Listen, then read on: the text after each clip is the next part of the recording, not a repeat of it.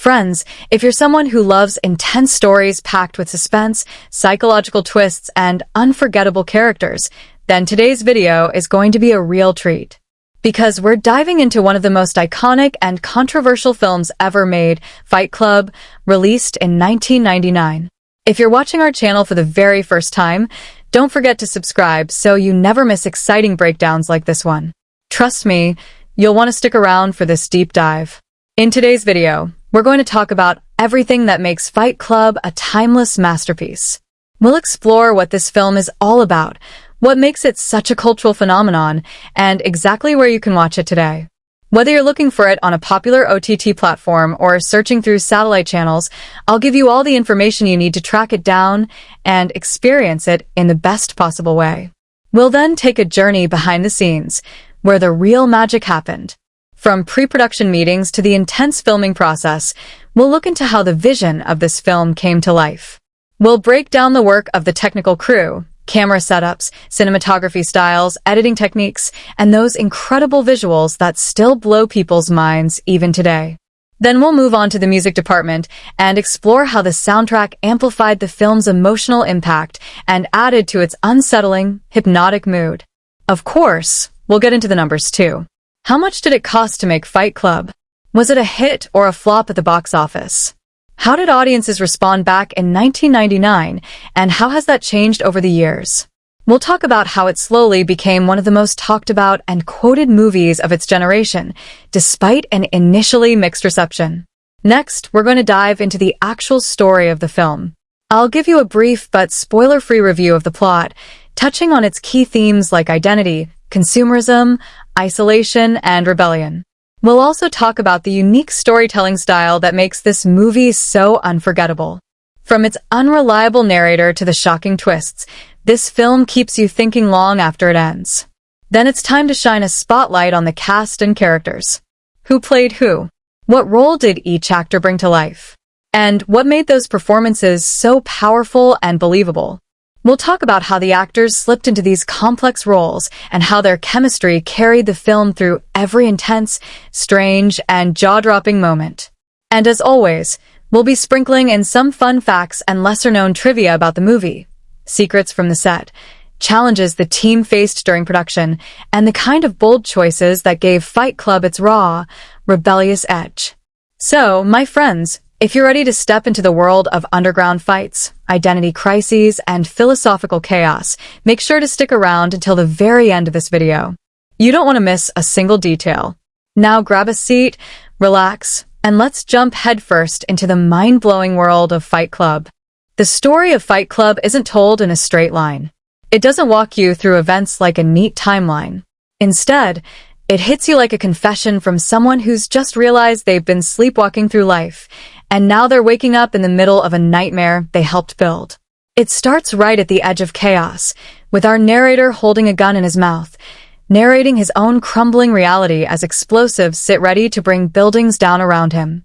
Then it rewinds, and we're invited into the messy, unreliable mind of a man who doesn't even tell us his name. This unnamed narrator is trapped, not in a prison of bars and chains, but in one made of office cubicles, designer coffee, and catalog-perfect furniture. He works a monotonous job as a recall analyst, flying from city to city with a suitcase full of toothpaste and despair. He can't sleep. He's numb. He's empty. To feel something, anything, he starts faking illnesses and attending support groups. For testicular cancer. For blood parasites. For anything where he can cry on a stranger's shoulder and convince himself he's alive. It works for a while, until Marla Singer shows up, mirroring his lie, ruining his emotional escape, and shaking something loose inside him. Then comes Tyler Durden, a soap maker with philosophy stitched into every word and chaos pulsing through his veins. They meet on a flight. Tyler's magnetic, cool, dangerous. Not long after, the narrator's apartment mysteriously explodes, leaving nothing but ashes and hollow consumerism behind. With nowhere else to go, he calls Tyler. And that call changes everything. He moves into a rotting, leaky house on the industrial edge of society where Tyler lives without rules, without clocks, without comfort. And in this strange new freedom, Tyler offers one request. I want you to hit me as hard as you can. And he does. What starts as a punch becomes a ritual, a raw, physical outlet, a secret form of therapy. Soon, other men are joining in. They fight in the dark. They bleed. They scream. They connect. Fight Club is born, not just a club, but an idea, a rebellion, a response to everything fake, shallow, and scripted. It spreads like wildfire across cities, into bars and basements. But it doesn't stop there. The club evolves, or maybe devolves. Tyler, now treated like a prophet, turns Fight Club into something bigger, Project Mayhem. The chaos becomes organized. The rules get rewritten. What began as personal rebellion becomes coordinated destruction. Banks, art, credit systems, everything that props up the illusion of modern life becomes a target. And all the while, the narrator starts losing control, losing time, losing grip on what's real. He finds bruises he doesn't remember getting. People talk to him like they know him, like they fear him, but he has no idea why. He starts chasing Tyler, only to discover he's been chasing himself. Because Tyler Durden isn't real. He's a personality born from everything the narrator repressed. Tyler is his madness, his rage, his masculinity, his freedom, all bundled into a hallucinated version of the man he wishes he could be. That twist is the film's earthquake. It shakes the entire narrative loose. Every moment is reinterpreted. Every fight was a fight with himself. Every speech Tyler gave was coming from his own fractured mind. The narrator wasn't just lost. He was split in two, torn apart by years of pretending to be something he's not in a world that demands it. The story explodes into its final act with the narrator trying to stop what he started. But Tyler has grown too strong. Project Mayhem has become its own beast, and the narrator is no longer its leader. He's just the shadow. The only way to defeat Tyler is to face him fully. In a dramatic climax, he shoots himself in the mouth, not to die, but to kill the part of himself that Tyler represents. It works. Tyler disappears. The fantasy ends. And just like that, as buildings fall in the distance and the narrator holds Marla's hand, we realize what this story really is, a war inside one man's soul, wrapped in rebellion, blood, and existential dread. Fight Club doesn't just challenge storytelling conventions with its nonlinear timeline and unreliable narration. It rips the structure apart and rebuilds it as a psychological maze, where identity is fragile and truth is buried beneath layers of denial, capitalism, and desperation. The narrative is raw, daring, and full of gut-punching turns. It never holds your hand. Instead, it throws you into a fight you didn't ask for and forces you to question who you are, what you believe, and whether your life is actually yours or just something you've been sold. The character development in Fight Club is a psychological odyssey, a descent into identity, rebellion, and madness that plays out across characters who aren't just people. They're deeply symbolic forces clashing inside one man's fractured mind. Every character is constructed with layers, contradictions, and hidden meanings. They're all pieces of a larger puzzle that refuses to fit neatly together, because this story isn't about clean resolutions. It's about chaos, self-discovery, and breaking free from a system that packages people into roles they never chose. At the center of this character-driven storm is the narrator, a man so disconnected from himself that he doesn't even have a name. That's deliberate. He could be anyone. And that's the point. He is anyone. A nameless soul crushed under the weight of modern life, sleep-deprived and spiritually bankrupt, trying to build an identity out of flat-packed furniture and corporate slogans. In the beginning, he's a passive observer in his own life, an emotional zombie wandering through a world that promises happiness through ownership. His job is mechanical. His apartment looks like a showroom. His relationships are non-existent, and he's drowning in silence. But the cracks are there from the very beginning. The insomnia, the late-night infomercials, the obsession with perfection, the compulsive need to blend in and disappear. He finds fleeting comfort in support groups, pretending to be terminally ill just so he can cry and be held. That's how emotionally starved he is. He needs strangers dying of disease to make him feel human again. And just when he thinks he's found a strange kind of peace in this world of fake illness and fake healing, in walks Marla Singer, a mirror of his own lies. And everything starts to unravel. Then Tyler Durden appears. Not as a friend, not as a stranger, but as an explosion, first metaphorical, then literal. Tyler is everything the narrator is not. Tyler is chaos. Tyler is courage. Tyler is masculinity without shame, rebellion without guilt, freedom without consequences. He lives in a house that's falling apart. He makes soap from stolen human fat. He laughs at fear, mocks society, and tears down everything the narrator ever tried to build. Tyler doesn't just arrive in the narrator's life, he hijacks it. But Tyler is more than just a character. He's a figment of imagination, a projection, a persona. He is the narrator's shadow self, his rage, his lust, his violence, his truth, all given form because the narrator is too repressed to express those things directly. Tyler isn't added to the narrator's life, he's drawn out from inside him. And that's the heart of the transformation.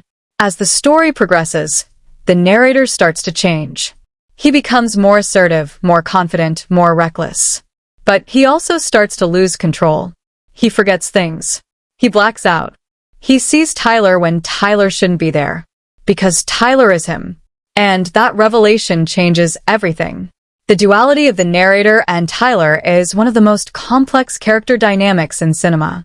It's not a hero-villain relationship. It's a battle of identities. A war between suppression and expression. The narrator created Tyler to save himself, but Tyler has no intention of handing that control back.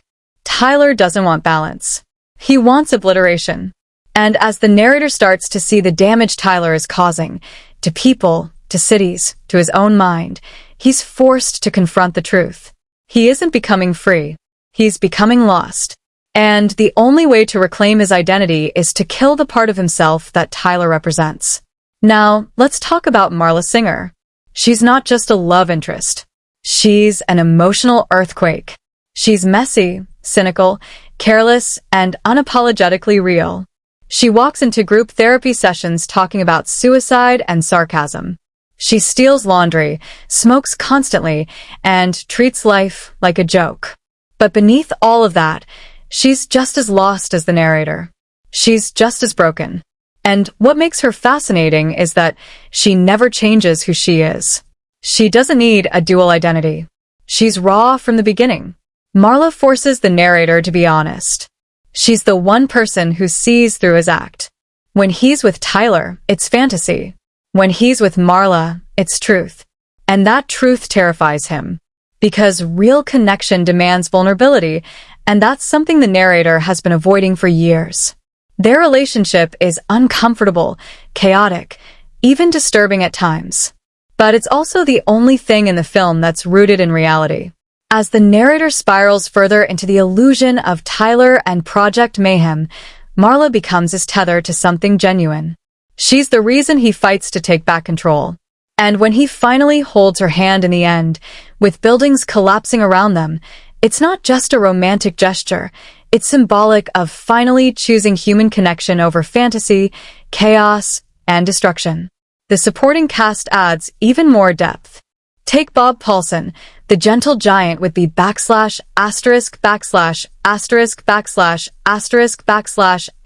tits, whose presence at the support groups provides a kind of tragic comfort. He represents what it looks like to lose everything and still try to find peace. His kindness contrasts sharply with the violence of Fight Club. When Bob dies during one of Project Mayhem's operations, it hits the narrator hard. It's the moment he realizes that what he created is no longer harmless rebellion. It's become dangerous ideology. Bob's death breaks the illusion that Tyler has it all under control. Then there are the nameless members of Project Mayhem, the space monkeys, the faceless followers. They start as individuals, but quickly become a hive mind, stripped of identity and consumed by Tyler's philosophy. They shave their heads, repeat mantras, and follow orders without question. They're not just background extras. They symbolize how easily people surrender to radical ideas when they're desperate for purpose. And they mirror the narrator's own journey, his desire to disappear, to be told what to do, to escape responsibility. Watching them is like watching the narrator from the outside. The film builds its characters not with exposition, but with layers of behavior, contradiction, and revelation. Every choice they make peels back a layer. Every scene shifts their position in the emotional landscape. No one is static. Everyone is evolving or unraveling. Character development in Fight Club isn't about growth in the traditional sense. It's about excavation. Digging deeper into the human psyche until you hit the raw truth. It's uncomfortable, sometimes ugly, but always riveting. It shows us what happens when identity fractures, when roles collapse, and when the search for meaning leads to self-destruction and, ultimately, self-awareness. The performances in Fight Club don't just support the story. They are the story.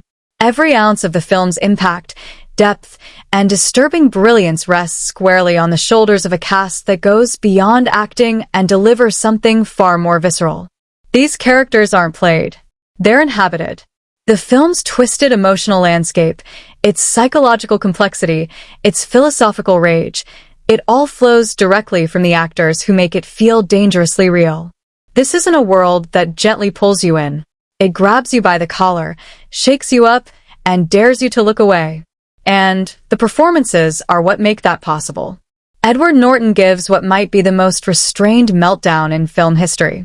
Playing the unnamed narrator, Norton carries nearly every frame of the movie, and he does so with a performance that is meticulously controlled but constantly trembling on the edge of collapse. His character is a paradox, an everyman who feels like no one, a man so lost in routine and consumer comforts that he's become invisible even to himself. Norton plays this hollow shell of a person with quiet precision, tired eyes, hunched posture, flat effect. But there's always something simmering beneath. The insomnia is eating him alive. His voiceover, dry and distant, is loaded with existential dread disguised as sarcasm. He talks like someone narrating his own breakdown without quite realizing it. But as the film progresses and his psychological world begins to split, Norton's performance transforms. He becomes twitchier, more erratic, confused, angry, scared. He starts talking to people who may or may not exist. He loses time, blacks out, finds himself in places with no memory of how he got there. Norton doesn't overplay any of it. He lets it unfold slowly, naturally, like a man trying to hold his identity together with frayed mental tape. When the truth about Tyler Durden is revealed, you can see the horror hit him like a physical punch. And it's completely earned, because Norton has been building toward that moment from the very first scene. His entire arc is a masterclass in psychological unraveling. Then there's Brad Pitt, delivering one of the most iconic performances of his career as Tyler Durden.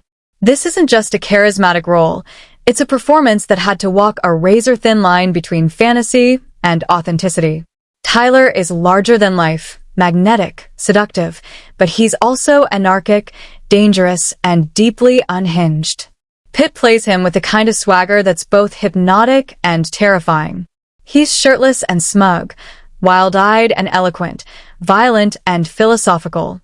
He dances across the screen with zero regard for consequences, and yet everything he says carries the weight of radical truth, at least at first. Pitt doesn't just sell Tyler's charm.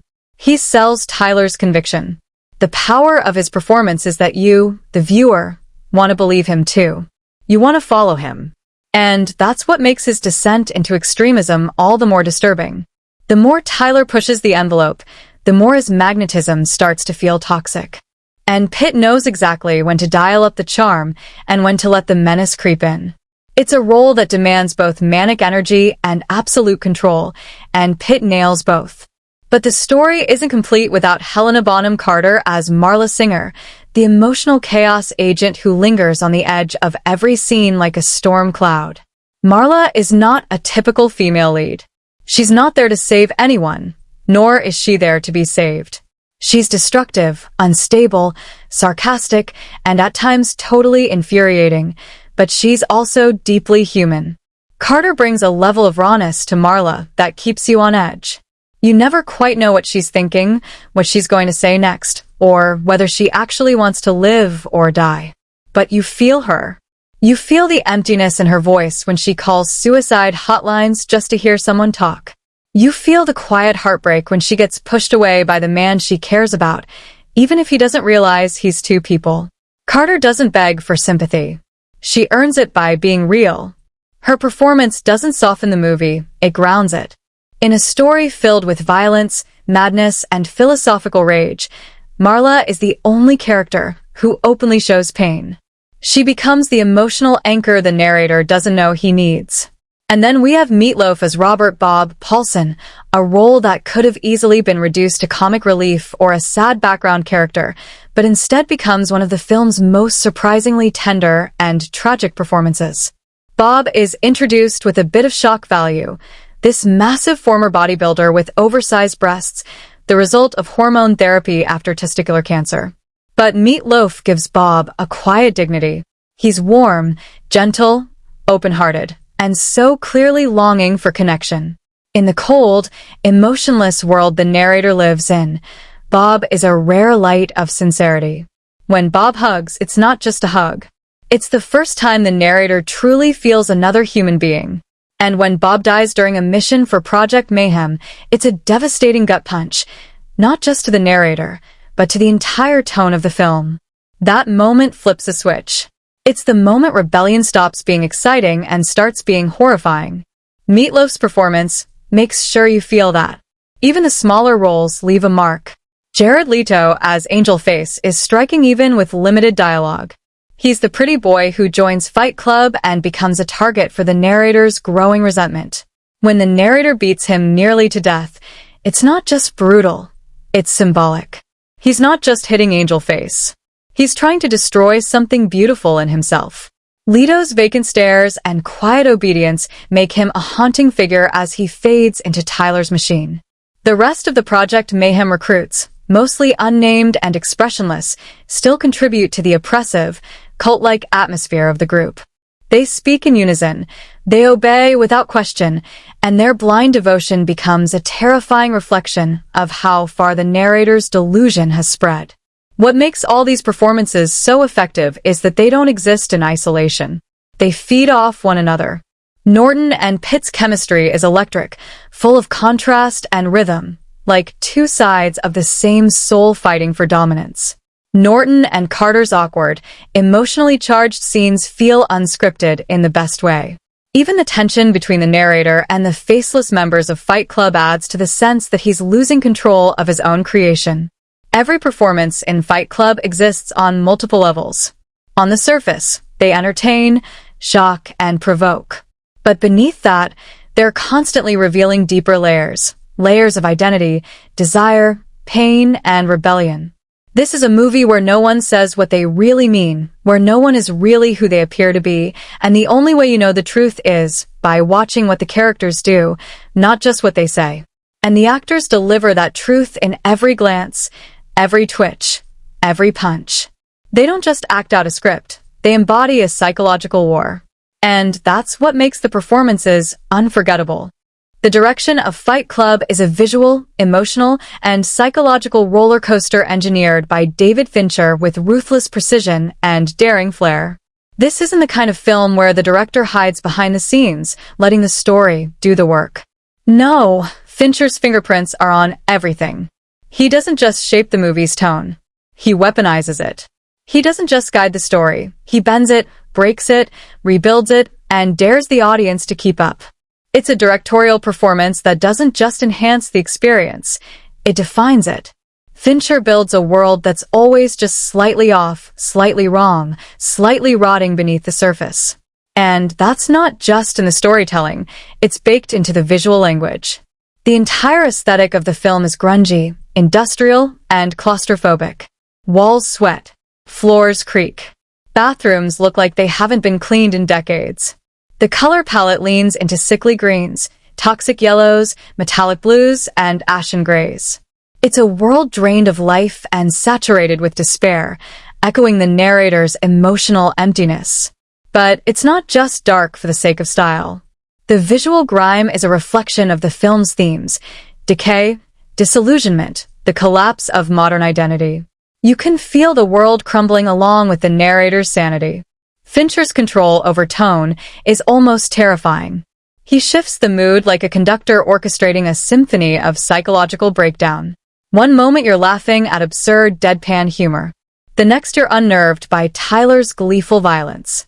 Then you're pulled into a moment of raw, emotional vulnerability with Marla or Bob.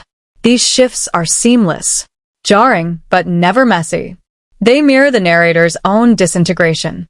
And just like him, we can never be sure if what we're seeing is real, exaggerated, or imagined. The tone stays fluid, unstable, alive.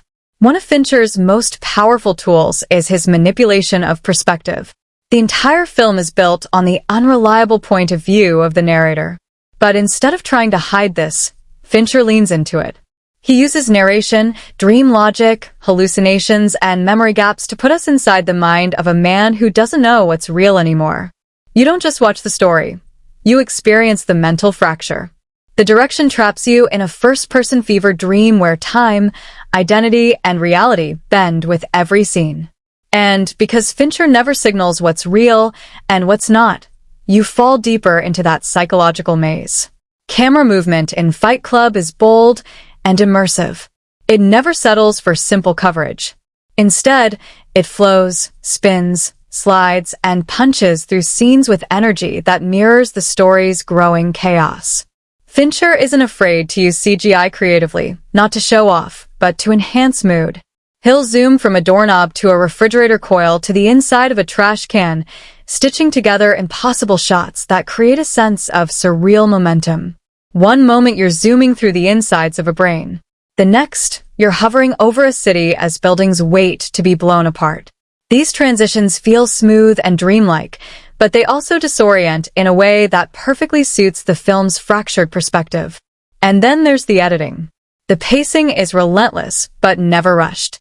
Scenes are cut together with a rhythm that feels like the heartbeat of the narrator himself, calm at first, then increasingly erratic. The cuts aren't just technical, they're emotional. When things are stable, scenes breathe. But as Project Mayhem grows and Tyler's influence spreads, the cuts get faster, sharper, more aggressive. Time skips. Dialogue overlaps. Reality stutters. And the audience starts to lose its sense of sequence, just like the protagonist. It's editing as storytelling, with emotion baked into every transition. Fincher also embraces disruption as a stylistic choice. He doesn't want the audience to settle into comfort. That's why he breaks the fourth wall, inserts film splices of Tyler before he's even introduced, and plays tricks with sound and image. There are moments where the narrator speaks directly to the camera, not just addressing us but conspiring with us. There are moments where the film literally glitches, like the brief flash of a pornographic frame during a projection scene because Tyler told us he likes to splice them in. These aren't gimmicks. They're part of the language of the film. Fincher is telling you, in every way possible, that this story is about illusion and manipulation, on screen and in life. The sound design and music choices are equally precise.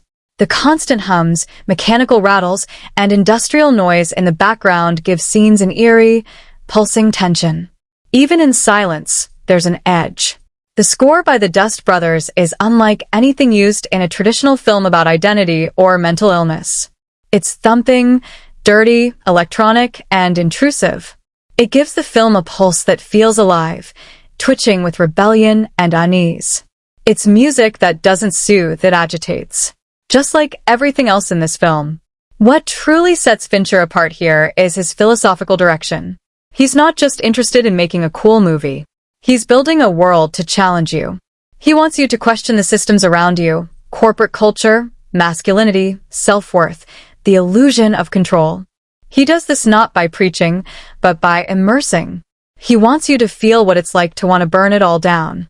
He puts you in the shoes of someone who created an alternate personality just to cope with how numb and disempowered they've become.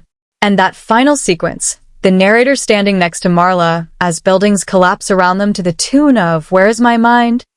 is a visual and emotional crescendo. It's haunting and oddly peaceful. It's the moment when everything finally falls apart, and yet, something real is finally formed. Fincher frames them small against the skyline, two silhouettes against the massive consequences of everything that's come before.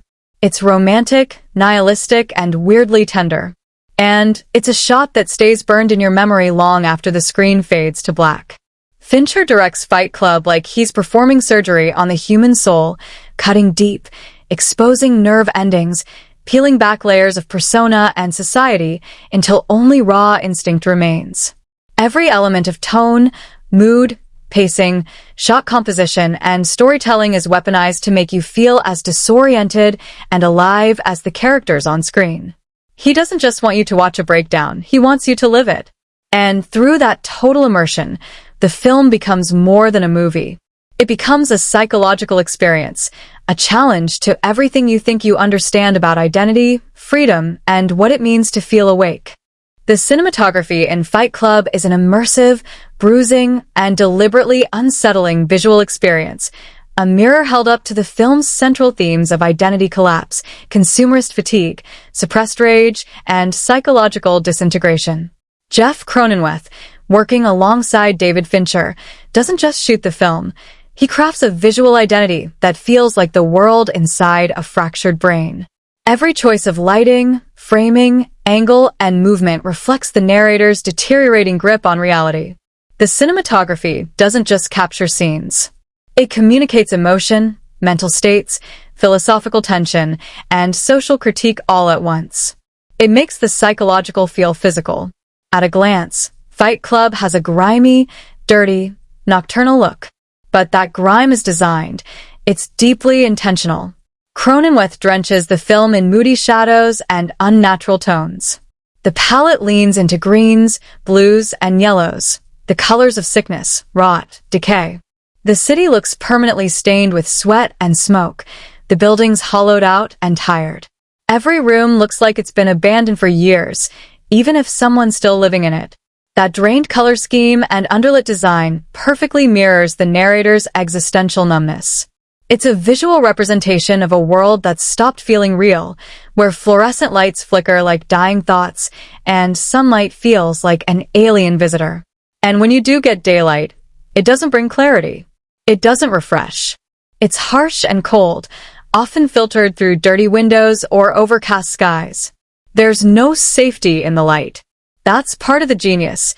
This is a film where the mental darkness follows the characters no matter what time of day it is. And often, when the narrator begins to hallucinate or lose time, that's when the lighting becomes most theatrical, casting long, twisted shadows, highlighting sweat, blood, and texture on faces like you're in some surreal stage play about the collapse of identity. Camera angles in Fight Club are designed not just to frame characters, but to psychologically trap them, or sometimes to set them loose. The narrator is often placed at the bottom of the frame, swallowed by towering skyscrapers, office cubicles, or chaos around him. He's small, shrinking, and overwhelmed. He's placed at the edge of the screen, or partially obscured, making him feel passive and cornered. But when Tyler is present, especially in moments where Tyler takes control, the shots become more centered, more balanced. There's movement. There's energy. Tyler stands confidently in the middle of the frame, lit in bold contrast, with the camera tracking him as if it's hypnotized. That contrast visually reinforces that Tyler is everything the narrator wishes he was: clear, free, powerful. When the two characters share a scene together, Cronenweth creates a careful visual tension. Sometimes they're framed as equals. Sometimes one dominates the other. And in the moments leading up to the film's big reveal, the visual clues start to multiply. Mirrors become important. There are shots where both characters should be reflected, but only one is. In a few sequences, you can catch the narrator and Tyler performing the same action in perfect sync, something that shouldn't make sense if they were really separate people. These small, clever touches foreshadow the truth long before the audience realizes it consciously. One of the film's most unforgettable visual sequences comes in the form of motion-based transitions that defy gravity or logic. The camera will swoop from a bottle being thrown into a bin, follow it downward into the trash, and emerge in another location, seamlessly. Or it will move through walls and ceilings like a ghost, connecting scenes with a fluid dream logic. These transitions aren't just flashy, they're part of the film's constant effort to blend reality with fantasy. It feels like a dream, or a thought, or a memory unspooling. Time and space lose rigidity. The world starts to obey the rules of the narrator's mind instead of physical reality. Then there's the way fight scenes are shot. Most films treat fight scenes as action spectacles, stylized, choreographed, clean. Fight Club does the opposite. Cronenweth shoots these moments with brutal intimacy. The camera stays low and close, often handheld, making each punch feel messy and visceral. The lighting gets darker, the surroundings blur, and we focus on sweat, spit, blood, and flesh. The first fight between Tyler and the narrator in the parking lot feels like a drunken street brawl caught on a shaky camcorder, not a film set. The camera shakes and staggers like it's another participant in the chaos. This isn't cinematic violence. It's ugly, real, and disturbing. And it grows more intense with each fight, reinforcing the physical toll the narrator's transformation is taking on his body and psyche. The scene where the narrator beats Angel Face, Jared Leto, into pulp is a perfect example of how cinematography and emotion fuse. The camera lingers too long. It doesn't cut away. It doesn't offer relief. It just stares as the beating continues, with the blood splattering and the crowd going silent. The lighting becomes colder, flatter, as if the film itself is recoiling. And when it's done, the camera pulls back just slightly, enough to show you the look on Tyler's face, which is not approval. It's concern, or maybe fear. The audience is forced to sit in the aftermath. It's not heroic.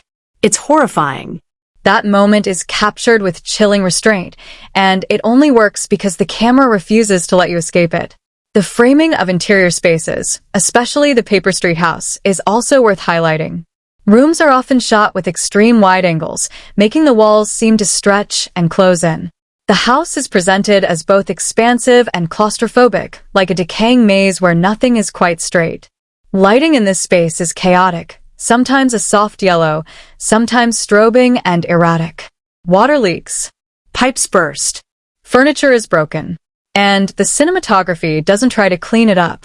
It emphasizes every crack and corner, making the house feel alive, diseased, and perfectly suited for the psychological decay taking place inside it. Perhaps one of the most striking things Cronenweth and Fincher do with cinematography is the layering of subtlety and excess. Some shots are composed with classical beauty and precision, like the slow pan across a skyline, or the wide framing of the final shot with Marla and the narrator. Others are distorted, grimy, jarring. The film alternates between grace and grit, showing the tension between the narrator's desire for clarity and his addiction to chaos. That contrast gives the movie its visual rhythm. And then there's the final act, the city lights reflecting in windows, the camera gently floating across explosives hidden in skyscrapers, the moody blue lighting bathing everything in tension. It all builds to the final shot, a static, centered, devastatingly quiet image of two people watching the world collapse. The framing is precise. The composition is balanced. Amidst all the destruction, this moment feels oddly calm. And the cinematography lets it breathe, as if for once, something real has emerged from the wreckage. It's not a grand triumph. It's a quiet reckoning. And the camera captures it like a sigh after years of screaming. In Fight Club, cinematography isn't decoration. It's confession.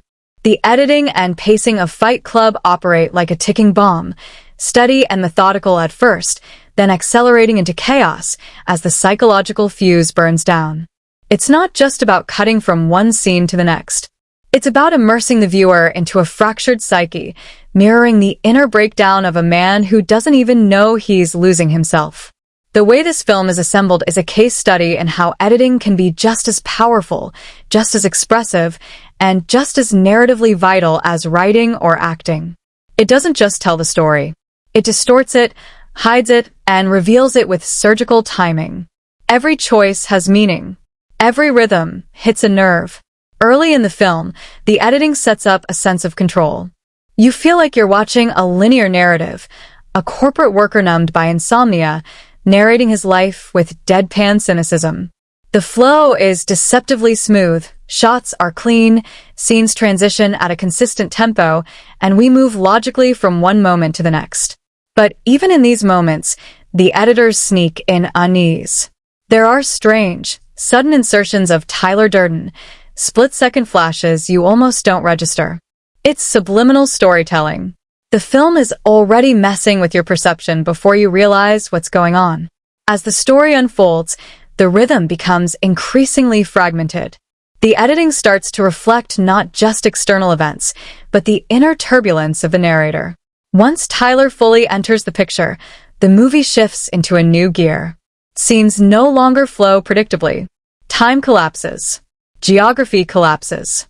The narrator hops from city to city, from meetings to mischief, from night to day, without explanation.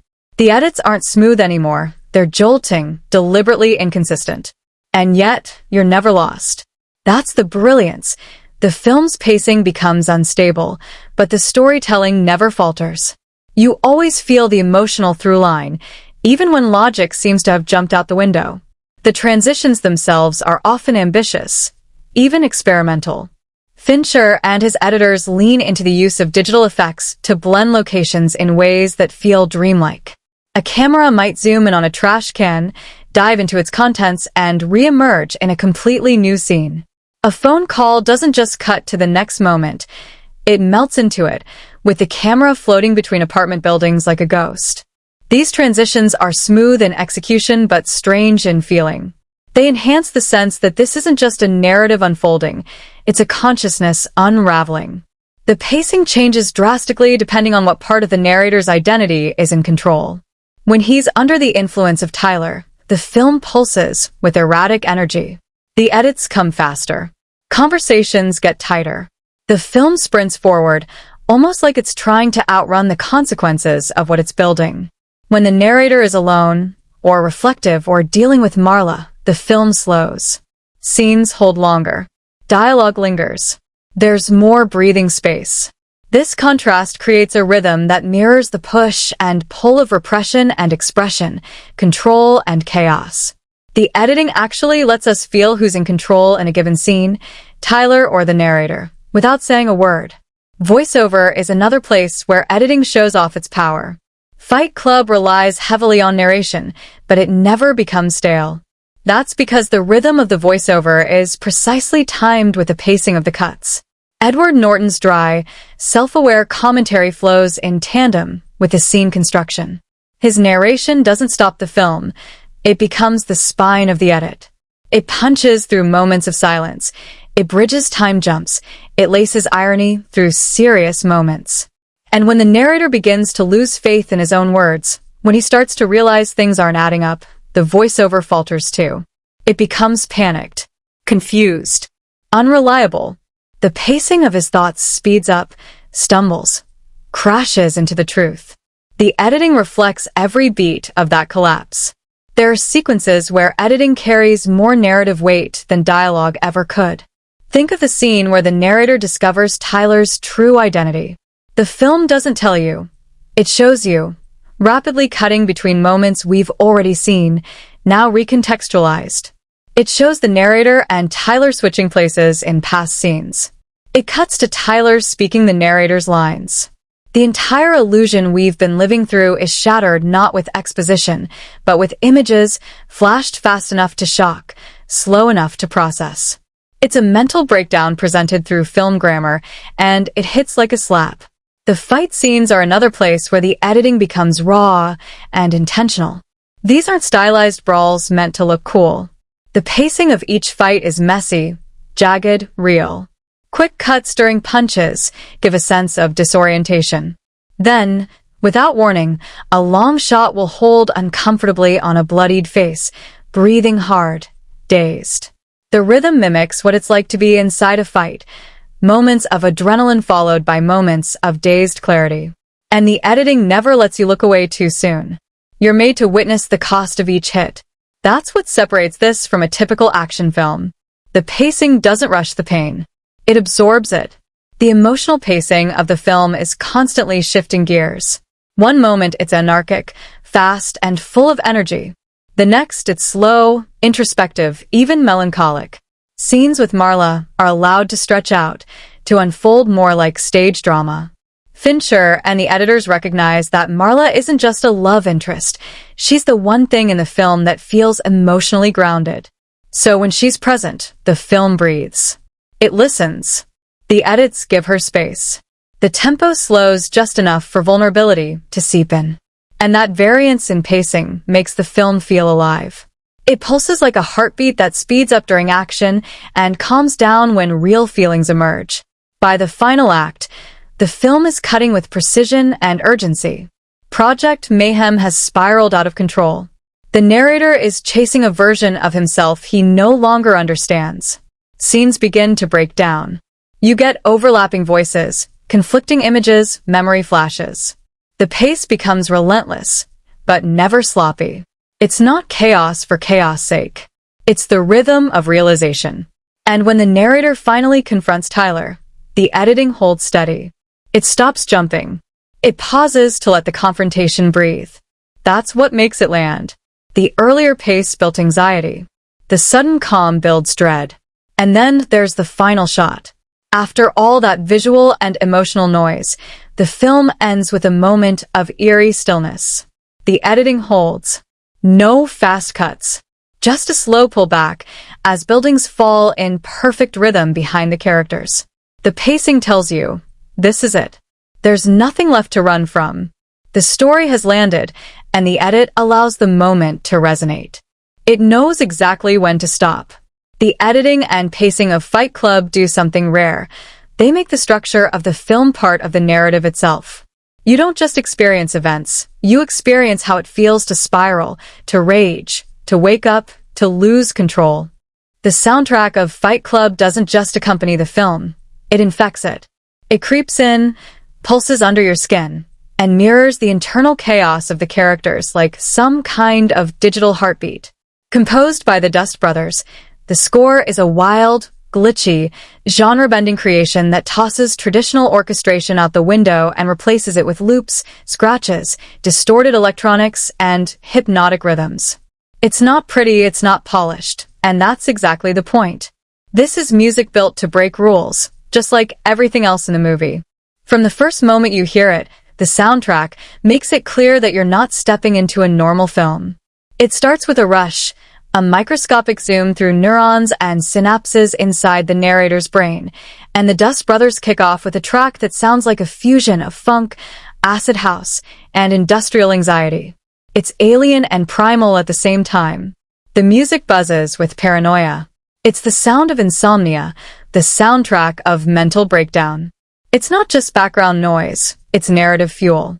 It reflects everything the main character is feeling: discomfort, disorientation, adrenaline, and emptiness.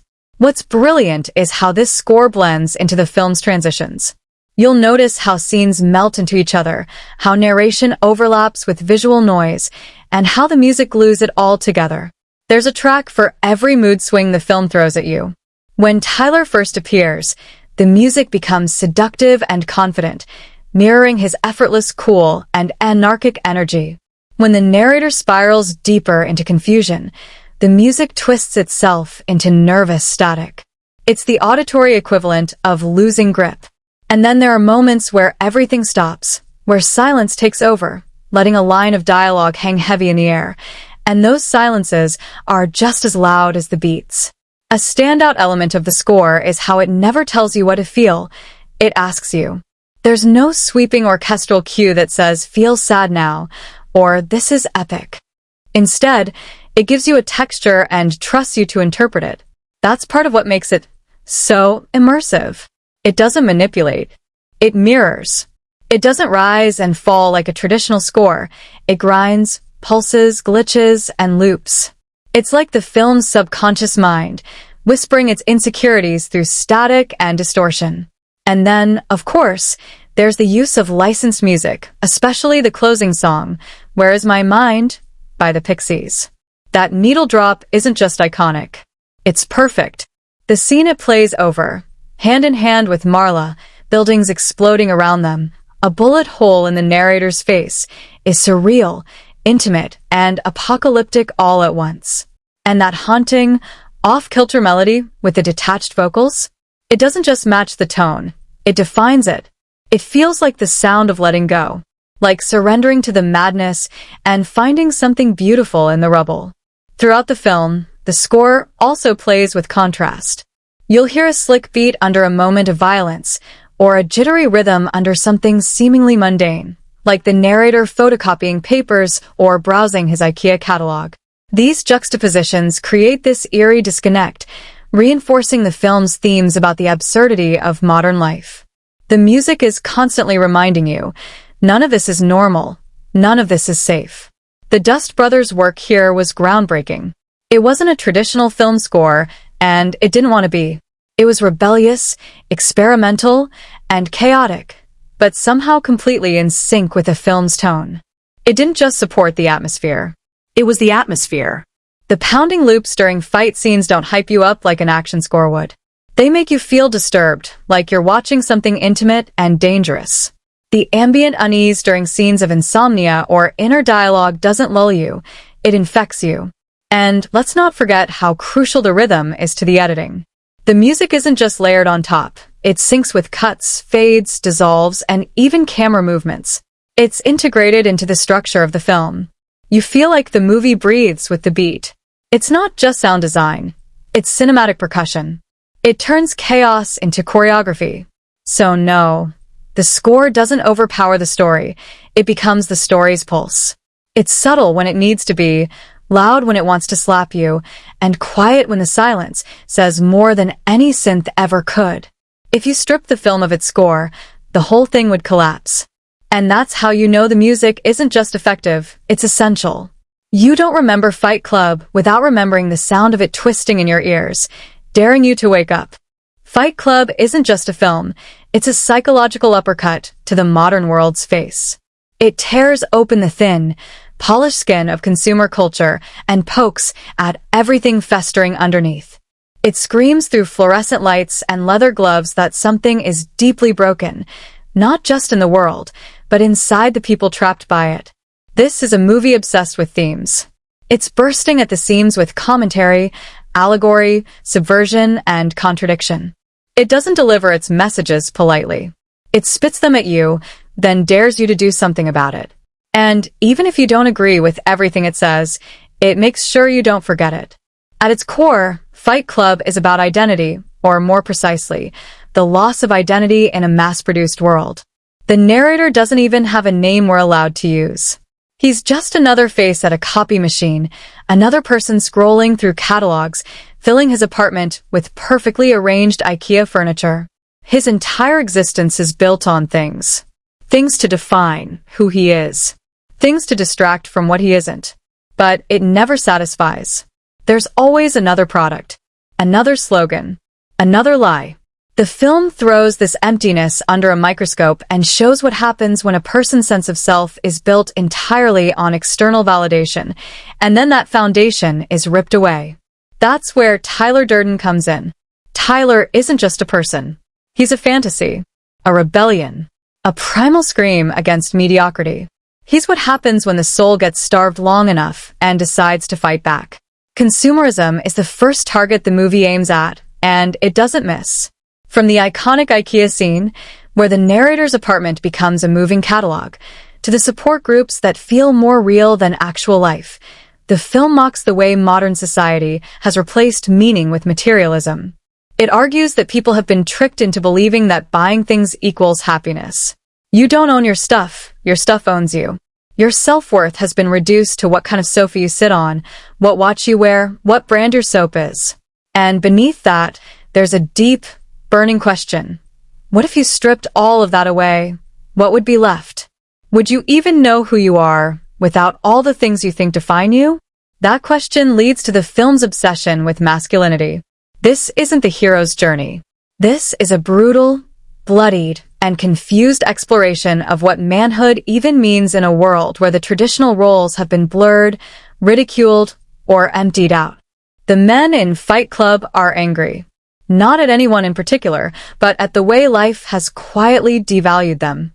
They were raised on promises of greatness, of power, of importance.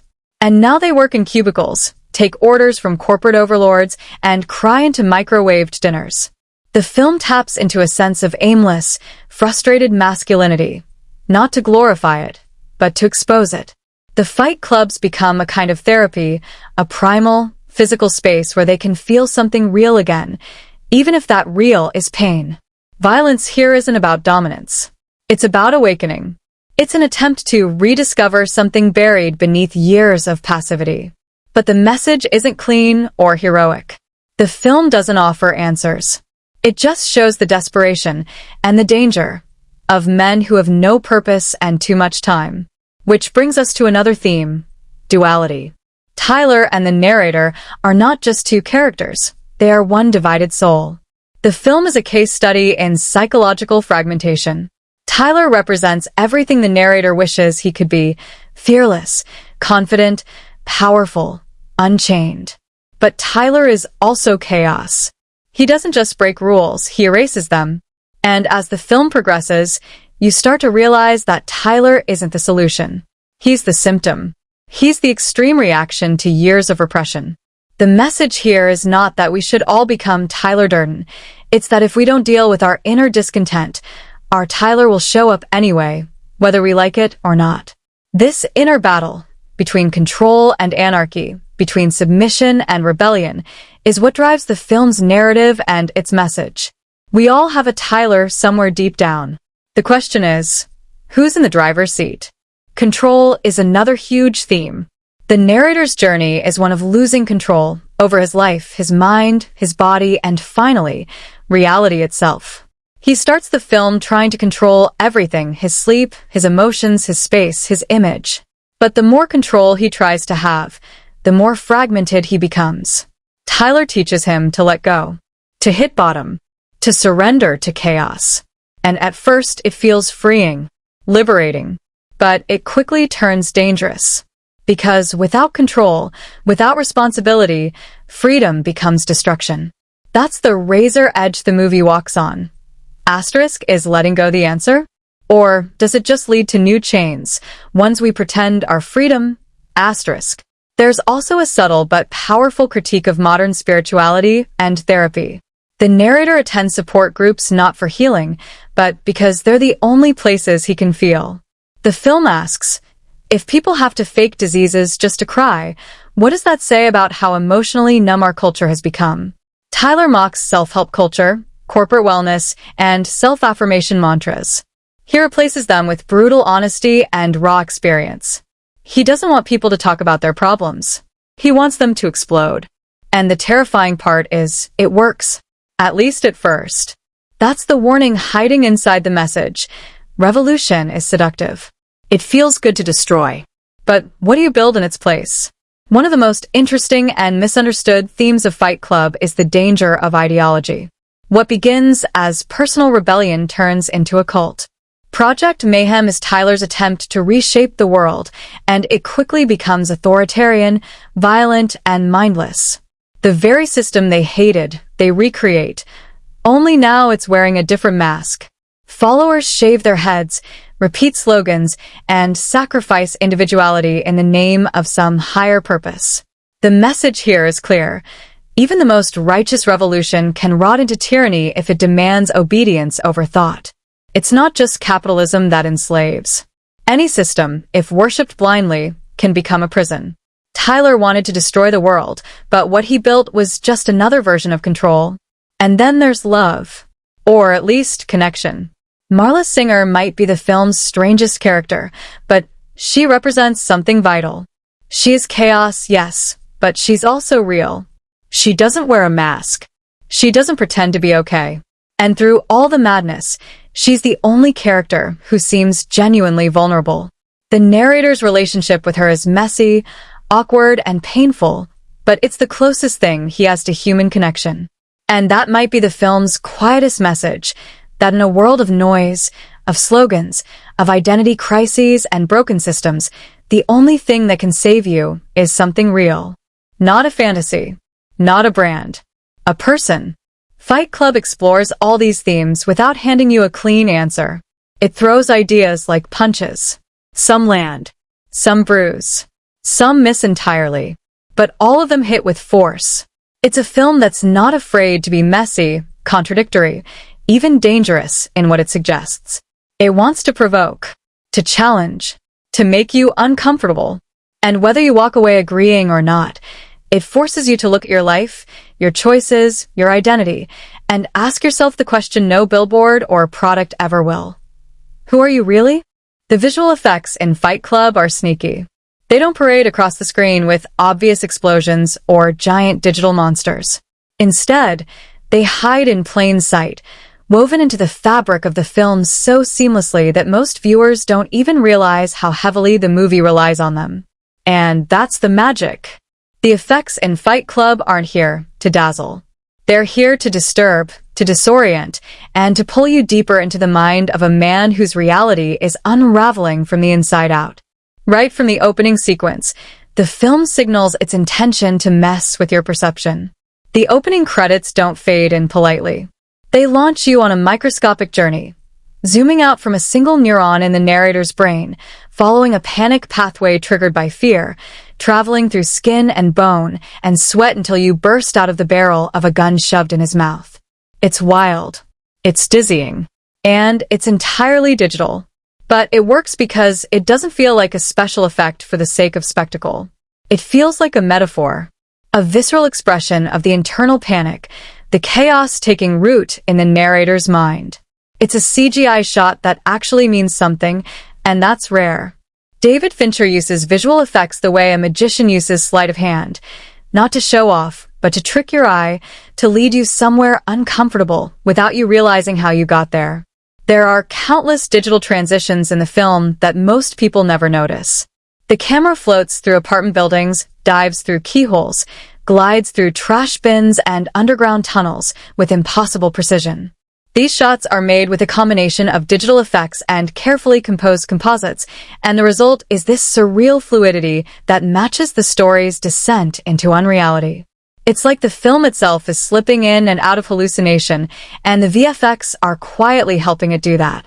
One of the most clever uses of CGI is in the famous apartment explosion scene.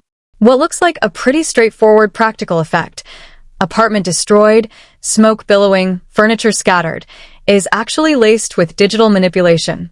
The blast, the flying debris, the aftermath, it's all a blend of real footage and invisible effects.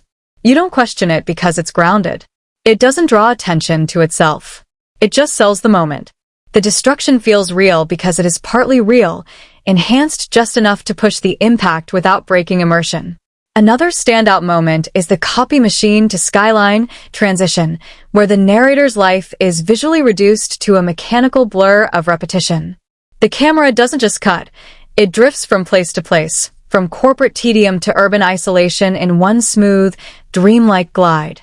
That kind of camera movement simply wouldn't be possible in the real world, but the CGI makes it effortless.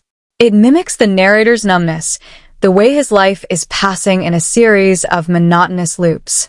It's not just a cool shot, it's character development told through effects. But the visual trickery isn't just reserved for flashy transitions. Some of the most impactful digital effects are buried so deep they almost feel subliminal. The single-frame flashes of Tyler Durden before we even know who he is are pure digital sleight of hand. They appear for a fraction of a second, burned into the viewer's subconscious. These frames are intentional glitches in reality, little jolts that suggest something is deeply wrong before the characters say a word about it. It's like the film is gaslighting you from the very beginning, using CGI not to entertain, but to destabilize. Now, when it comes to practical versus digital, Fight Club hits a sweet spot. The fight scenes, for example, are raw, intimate, and overwhelmingly physical. The bruises, the blood, the cracked teeth, those are all done practically. Fincher doesn't rely on digital blood splatter or weightless action. He uses stunt work, makeup effects, and careful choreography to make the violence feel as messy and real as it should. You feel the punches. You wince at the sound of bone hitting concrete. There's texture, weight, grit. and that grounds the film in a physical reality. even when everything else is slipping into the surreal. Even moments that seem low-tech, like the homemade soap process or the human fat heist, are enhanced with subtle visual effects to heighten their discomfort. You wouldn't know it just by watching, but digital work helps blend those grotesque practical props with the rest of the scene so seamlessly that they become part of the world's weird texture. These aren't effects trying to look amazing. They're trying to look gross, real, used. And they succeed. Then there's the infamous moment where Tyler talks about splicing frames of pornography into children's films, and Fincher does the exact same thing. For just a flicker, there's a frame that shouldn't be there. It's not a joke. It's a visual punchline delivered through editing and digital sleight of hand. The audience reacts just like the people in the movie theater, confused, shocked, and slightly complicit. It's another case where CGI becomes part of the film's philosophy. The medium is the message. As the film hurtles toward its final act, the effects become more abstract, more atmospheric. The cityscapes we see during the climax, with buildings rigged with explosives and the night skyline pulsing in blues and shadows, those are heavily touched up with digital effects. But again, they don't feel fake. They feel heightened, like a dream version of reality, like a painting of the end of the world. When the buildings fall, they don't tumble with the chaotic debris of disaster movies. They collapse in silence and grace, like a curtain dropping on a performance. It's an apocalypse staged like poetry, and visual effects help make that happen. What's most impressive is how restrained the film is with its use of VFX. It doesn't overindulge. It doesn't create a digital playground. It stays grounded, dirty, cold, and human. The effects are tools of illusion, not attention. They amplify the psychology of the story, helping us live inside the mind of a man whose reality is breaking without ever pulling us out of the moment. They're seamless, invisible, and brutally effective. In Fight Club, visual effects don't scream for the spotlight. They lurk in the shadows, whispering things you're not supposed to notice. They're part of the manipulation, part of the madness. They're used not to distract from the story, but to deepen it, until you realize the reality you're watching was never stable to begin with. The set design and locations in Fight Club aren't just backgrounds. They're reflections of identity, madness, decay, and rebellion. Every space in this film feels alive with meaning. You don't just look at these places. You feel them.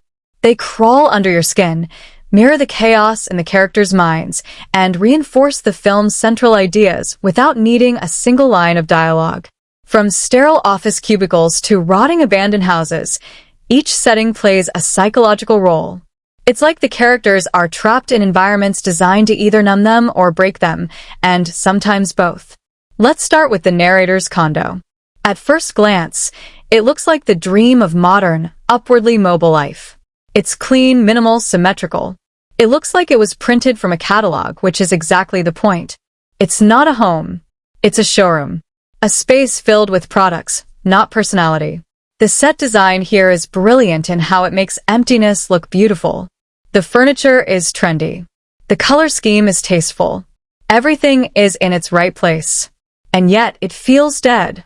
There's no warmth, no chaos, no life. This is a prison made of consumerism. It says everything you need to know about the narrator at the beginning of the story. Someone who's bought into the idea that stuff equals self-worth. Then that condo explodes, literally, and we're thrown into the opposite end of the spectrum, the Paper Street house. And this place is a masterpiece of grunge. It's moldy, damp, crumbling. Wallpaper peels like old skin. Pipes scream. Water drips from ceilings. The lights flicker. And the whole place smells like rot even through the screen. It's not just a physical shift. It's an emotional one. The production design completely transforms the narrative atmosphere. This house is the anti-IKEA. There are no comforts. No illusions. Just wood, metal, dust, and decay. It's Tyler Durden's cathedral, and it becomes the central stage for the story's unraveling. The brilliance of the Paper Street house is that it's not just dirty, it's theatrically filthy. The set designers made sure it wasn't just rundown, but specific in its derangement. Broken stairs that lead nowhere. Empty picture frames. A kitchen that looks like it hasn't served a real meal in years. A bathroom that could be a biohazard site. It's not just set dressing. It's character building. The house reflects the inner chaos of the narrator. It's like a haunted house built by someone who doesn't believe in ghosts, but is haunted anyway. Then there's the basement. The Fight Club's arena. It's damp. It's lit with sickly green overhead lights. It's framed with old pipes and broken tiles. It looks like a place people were never meant to gather. But they do, night after night, to destroy each other and find something real in the blood and dust. The location is vital because it mirrors the story's theme of digging below the surface. These men aren't fighting in the light. They're fighting underground, away from judgment, inside the raw core of their lives. The set makes that perfectly clear. The space is tight, sweaty, claustrophobic. It's a pressure cooker of suppressed identity. The production design also shines in how it contrasts public and private spaces. The office where the narrator works is cold, neutral, soulless. Everything is gray and cubed. Every item has a purpose, but no personality. The lighting is sterile. The space is a maze of uniformity. You can practically feel the artificial air being pumped into your lungs. Compare that to the chaotic beauty of Tyler's world. Bars, street corners, dilapidated buildings, all lit with a strange, grungy warmth. One side of the film is about pretending to live. The other is about actually feeling alive, even if it hurts. And the sets capture that divide perfectly. Marla's apartment adds another layer. Her space isn't clean or organized, but it's real. It's chaotic in a way that feels lived in. There's clutter, but it has soul. It feels like someone survives there, rather than just occupies space. And in a strange way, her world has more honesty in it than anything the narrator surrounds himself with. The set design tells us that, through stacks of cigarette butts, scattered clothes, dark corners, and weird light, Project Mayhem's headquarters later in the film push the decay even further. The house becomes almost industrial in tone. Rooms are repurposed as bunkers. Chalkboards are filled with missions. There's a weird military efficiency to the disrepair. It's no longer just about rebellion. It's about organization of rebellion. And the set evolves to show how Tyler's ideology is becoming systemic. You can see it in the uniforms, the regimentation, the repurposed domestic space turned into a boot camp for controlled chaos. Even the locations out in the city carry meaning. Parking lots where they fight, lounges where they plan, streets that seem cold and empty until filled with men who suddenly feel purpose. Every location is chosen to reinforce the central theme of disconnection. Urban life in Fight Club doesn't feel vibrant or communal. It feels alienating. Every space feels like it was built for people who don't exist anymore. The people who inhabit them now are just pretending. The props are equally brilliant in their storytelling. Everything from the narrator's designer toothbrush to the soap made from stolen body fat is a symbol. Soap itself becomes an object of purity and violence. Tyler makes it, sells it, and uses it as both cleansing and explosive material. Even something as simple as a business card, a name tag, or a bar of soap holds weight in this world. They're not just props, they're ideas. There's an eerie consistency to the visual world of Fight Club. Nothing feels out of place. Every environment deepens the story. Every surface is a reflection of a character's state of mind. The transitions between clean spaces and rotting ones, between corporate and underground, between illusion and truth, are part of the emotional roller coaster. You're not just watching people go mad. You're watching the world around them shift, twist, and crumble along with them. The set design in Fight Club isn't pretty. It's not sleek. It's not polished. But it is precise. Every crack in the wall, every flicker of light, every stain on the floor is placed with intention. It's not about realism. It's about psychological realism. About creating a world where spaces aren't just places. They're pressure points, memory vaults, mood swings, and emotional battlegrounds. The locations don't just support the story. They are the story, just told in drywall, shadows, and rust. The dialogue in Fight Club doesn't just move the story along. It cuts through the screen like a razor blade. It's angry. It's funny. It's existential. It's philosophical. It punches, mocks, seduces, and provokes all at once. This is the kind of script where every line feels like it was designed to be underlined in someone's notebook or whispered at 2 a.m. by someone on the edge of a personal crisis. It's full of quotes people tattoo on their arms or print on posters, and yet it never feels like it's trying too hard. That's the genius of it. The writing sounds effortlessly cool, even when it's unraveling the fabric of modern life. The voiceover is a character in itself. It's dry, sarcastic, and painfully self-aware. Edward Norton's delivery of the narrator's inner monologue makes every observation land like a quiet confession laced with disdain. He narrates his descent with such casual detachment that it makes the breakdown feel almost normal. That's what makes it so unsettling. He's not screaming about how broken the world is, he's calmly noticing it. He's listing symptoms like a man diagnosing his own disease. Lines like, "This is your life, and it's ending 1 minute at a time," are tossed off like coffee shop chatter, but they hit like existential bricks. The dialogue between characters is a constant tug of war, especially between the narrator and Tyler. Their conversations don't just drive the plot. They expose the inner conflict between two selves. Tyler speaks in blunt force. His lines are minimalist grenades. He doesn't explain, he commands. The things you own end up owning you.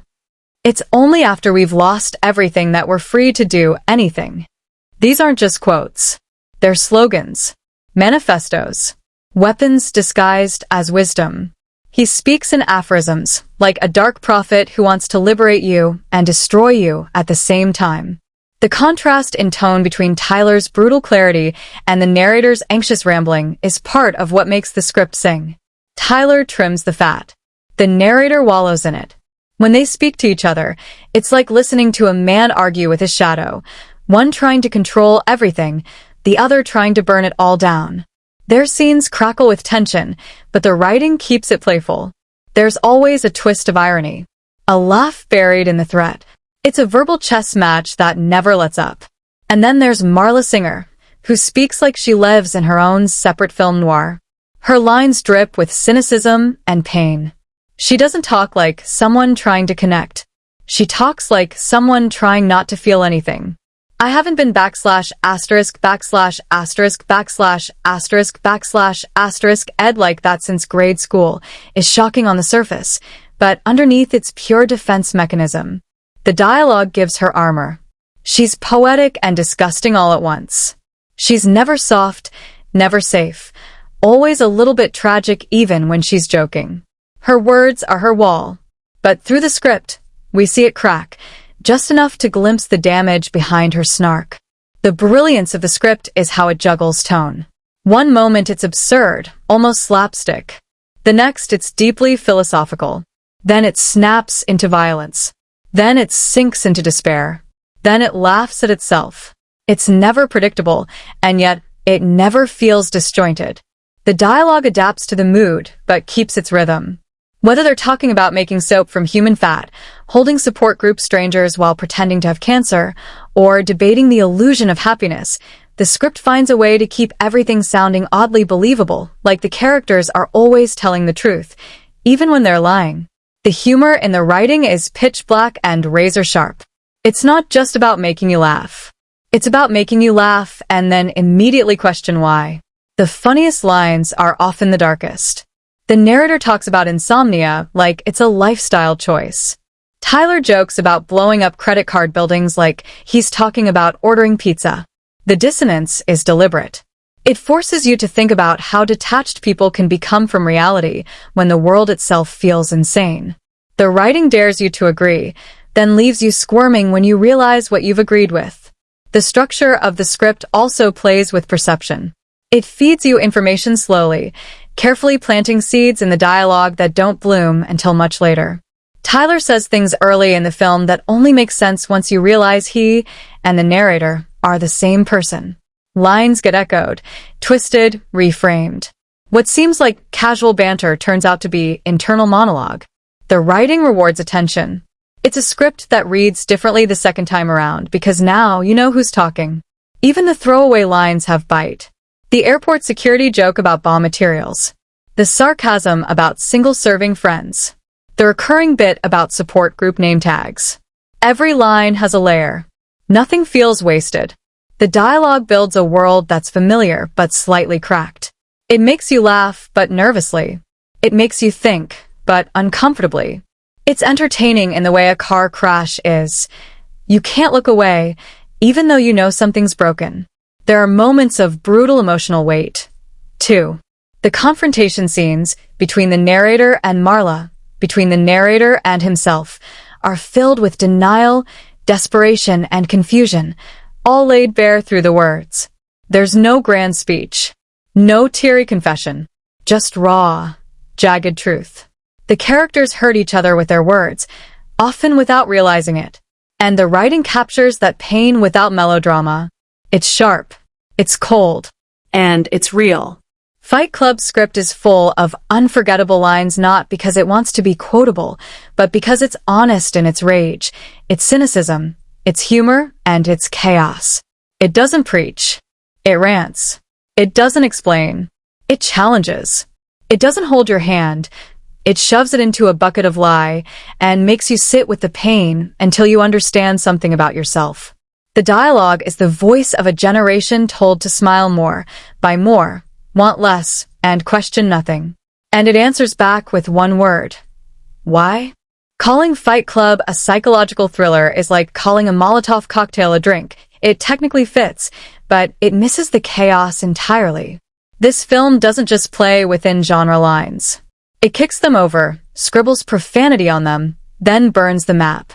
It begins like a film about insomnia and urban malaise, then morphs into a nihilistic buddy comedy, dips into underground fight scenes, slides into cultish rebellion, and finally explodes into a mind-bending identity crisis. It's a genre bender by design, and it does it with teeth. At first glance, you think you're watching a gritty drama with some twisted humor. A nameless narrator stuck in a dull, lifeless routine, numbed by office work, sleepless nights, and an apartment that looks like it was assembled from an IKEA catalog. Standard setup, right? Maybe we're going toward a redemption arc. Maybe he finds love. Maybe he quits his job and takes a yoga class. Nope. Fight Club laughs at that formula and then beats it unconscious in a basement.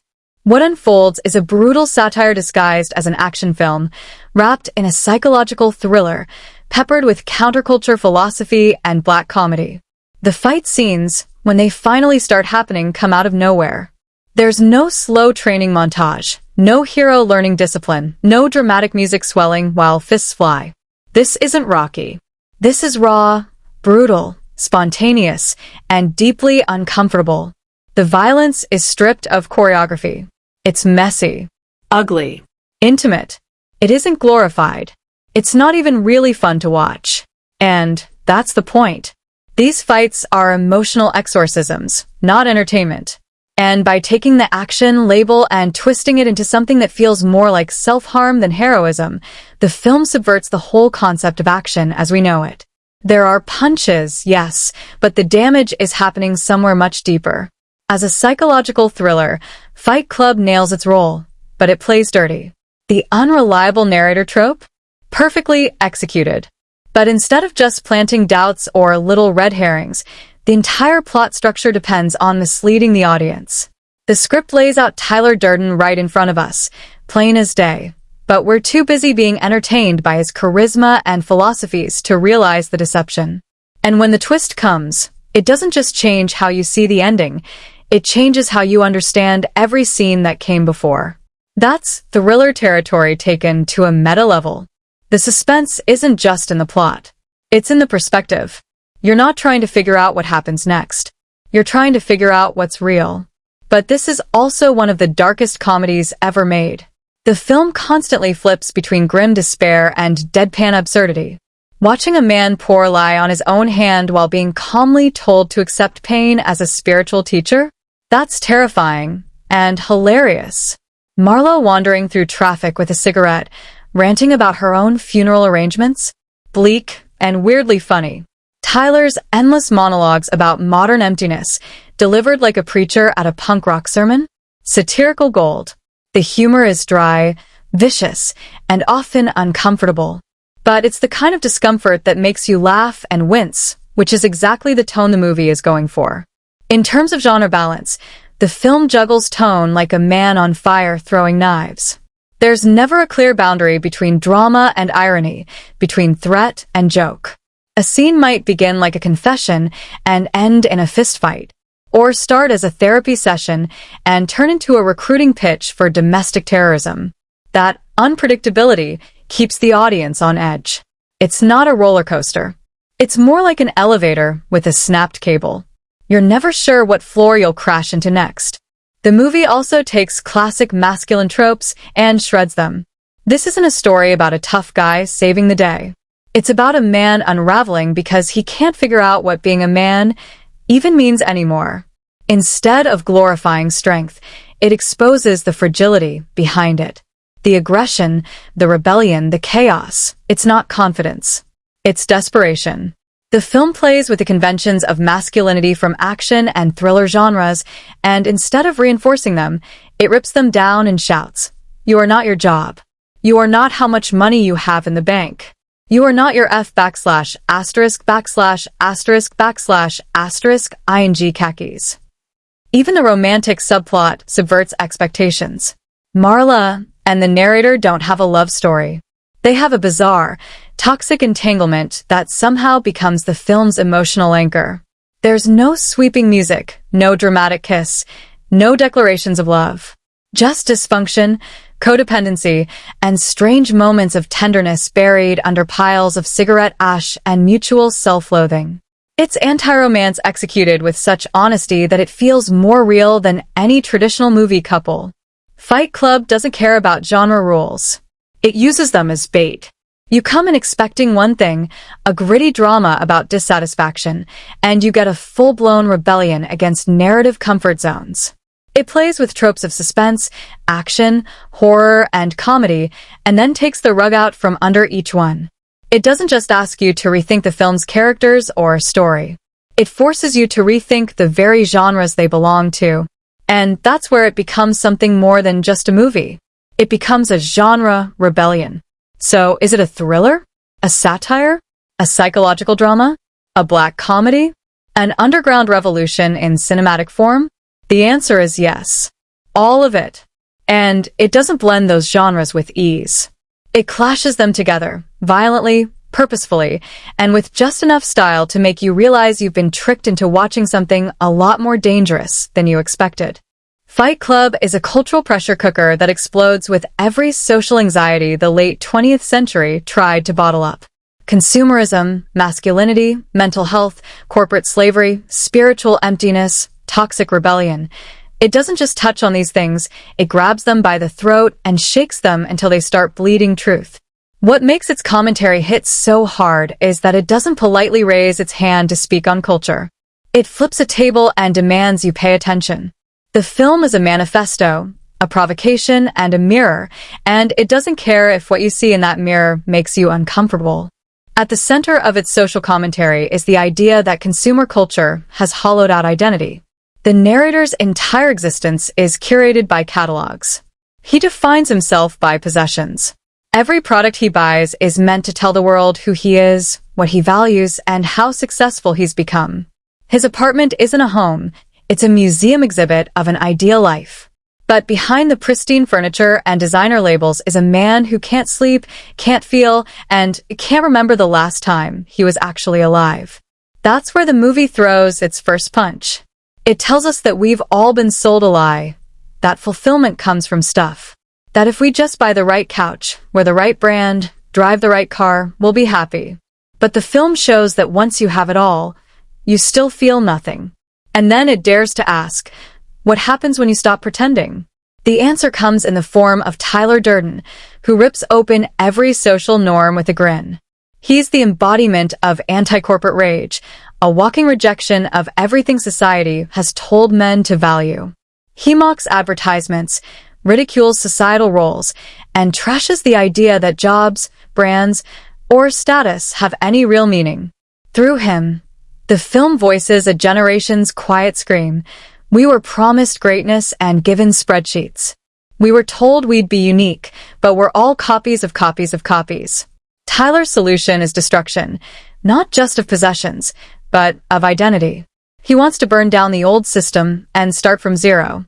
He doesn't believe in self-improvement. He believes in self-annihilation as a path to truth. This is where the film's commentary on masculinity punches through. Fight Club doesn't offer a flattering portrait of men. It shows them lost, angry, and disillusioned. Stripped of their traditional roles as providers and protectors, they've become emotionally numb and spiritually vacant. The Fight Clubs become a response to that, a secret place where they can feel pain, connection, and raw existence. It's a twisted kind of therapy. They aren't fighting each other to win. They're fighting because it's the only thing that feels real. The violence is not about dominance. It's about awakening. It's about screaming, "I exist," in a world that's reduced them to salary numbers and user IDs. But the film doesn't glorify this path. It exposes the dangers of it. Because Tyler's philosophy, while liberating at first, quickly veers into fascism. What starts as personal rebellion turns into Project Mayhem, an organized movement that strips away names, identities, and choice. It replaces capitalism's cold grip with an equally controlling ideology. This is where the film's cultural critique deepens. It's not just about the system we live under. It's about how quickly people will trade one form of control for another, especially if it promises meaning. The film argues that humans are desperate for purpose. If they don't find it through healthy means, they'll follow anyone who offers it, no matter how dangerous. The story also dives into emotional repression, especially among men. The narrator attends support groups pretending to be terminally ill, not because he wants to deceive people, but because it's the only place he feels comfortable expressing emotion. That's an incredibly sharp jab at how emotionally stunted society has become, especially in teaching men that vulnerability is weakness. In those support groups, crying becomes a release. But it's fake. It's performative. The real catharsis doesn't come until he's bleeding in a parking lot or screaming in a basement. And even then, it's not healing. It's just noise. The film critiques how we've failed to give people real tools to cope, so they invent their own, no matter how self-destructive. Marla Singer, the film's chaotic female force, adds another layer to the commentary. She doesn't exist to be a love interest or a prize. She's just as damaged, just as lost, but in a way that feels raw and unfiltered. She walks through life like it owes her nothing, and she owes it less. Her presence destabilizes both the narrator and Tyler. She's proof that women in this system are just as wrecked, but they don't get secret clubs or support groups or self-help cults. They're left to spiral solo. And while the film doesn't always know what to do with her, it uses her to show how emotionally bankrupt both masculinity and rebellion can become when they don't allow for actual connection. Even the corporate satire is brutal. The narrator's job, calculating the cost of human life against product recalls, is presented so casually that it stings. It shows how detached modern business is from humanity. The workplace is a soulless machine, full of dead-eyed people trapped by fluorescent lights and passive-aggressive policies. Management is faceless. Meetings are nonsense. Everything is built to protect the company, not the people. It's a damning look at how the modern workforce reduces individuals to liability statistics. It's not just depressing. It's dehumanizing. And underneath all of this is a persistent theme about reality itself. The narrator is losing his grip on it. The film uses this to reflect a larger cultural truth, that in an age of endless marketing, social roles, digital distraction, and mental fragmentation, no one is really sure what's real anymore. Identity becomes performative. Emotions are outsourced to apps. Truth is flexible. And Fight Club captures that sense of collective disorientation better than almost any film before or after. It's not just about one man going mad. It's about a society that's already cracked, and nobody wants to admit it. There's a reason Fight Club still feels relevant. Because the issues it tackles, emotional suppression, meaningless work, ideological extremism, and the empty promises of consumer culture, haven't gone away. If anything, they've intensified. But the film doesn't offer solutions. It just holds up the ugliness and forces you to look. It asks the uncomfortable questions. Who are you when you're not performing for society? What happens when rebellion becomes its own prison?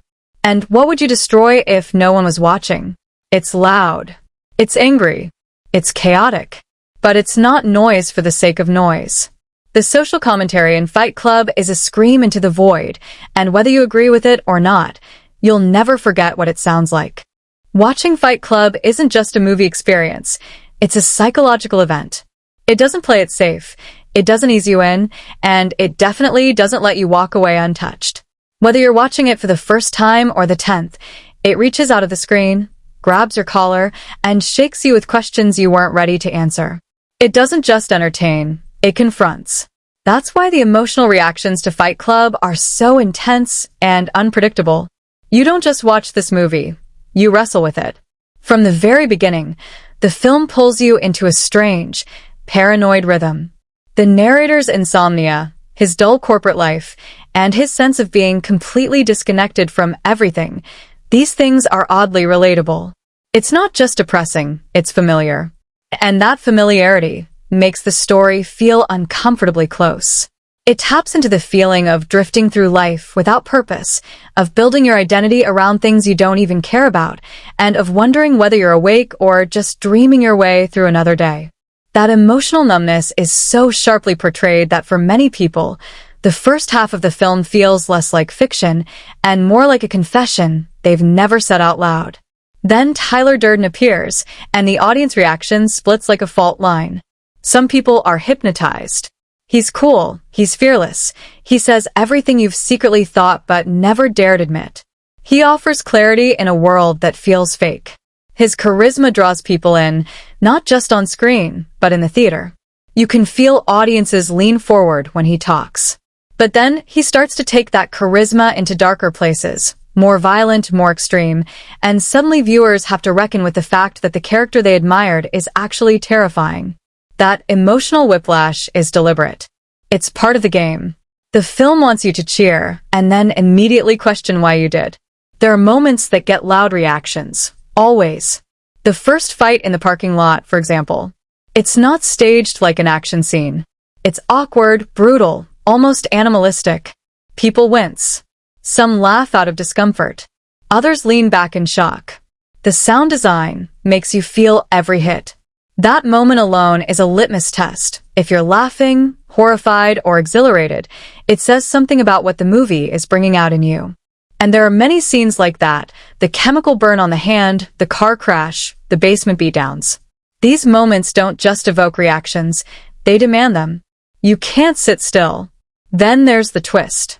When the narrator and Tyler are revealed to be the same person, it's one of those cinematic jaw-drop moments that stays in your brain. Some viewers gasp. Some rewind.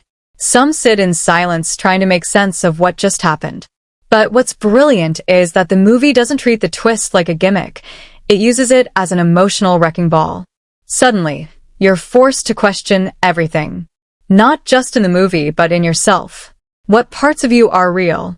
What voices in your head do you listen to? Are you your choices or your compulsions? After that, the emotional tone shifts again. The fear becomes real. The stakes get darker. The fun and chaos of earlier scenes curdle into dread. The audience starts to see that what felt like rebellion was actually a descent into delusion. And that reflection sticks with people. Some come out of the movie charged with energy, ready to question the world. Others come out disturbed, confused, even angry. And that spectrum of reaction is exactly what keeps Fight Club alive in pop culture. It doesn't leave you with easy feelings. It leaves you with questions you can't shake. People talk about this movie after they see it. They argue about it. They rewatch it to catch details they missed the first time, like Tyler flashing on screen before he officially appears, or the shift in lighting and tone that hints at dual personalities. They quote it endlessly. They post essays about what it really means. And the best part? No one ever agrees. One person thinks it's an anti-capitalist masterpiece. Another says it's a satire of toxic masculinity. Someone else calls it a dangerous glorification of violence. And the truth is, it's all of those things and none of them. That's why it provokes so much debate. What really makes Fight Club resonate is how it hits different people in different ways, depending on where they are in life. For someone young and disillusioned, it feels like a revolution. For someone older and reflective, it feels like a warning. For someone struggling with identity, it might feel like a mirror. And because the film never gives you a moral compass or a clean answer, it invites you to bring your own baggage and unpack it as you go. Even the quieter emotional moments hit hard. The narrator holding Marla's hand in the final scene, watching buildings fall, that bizarre combination of intimacy and destruction is weirdly beautiful. It's not romantic in a traditional sense. It's raw and damaged and strangely hopeful.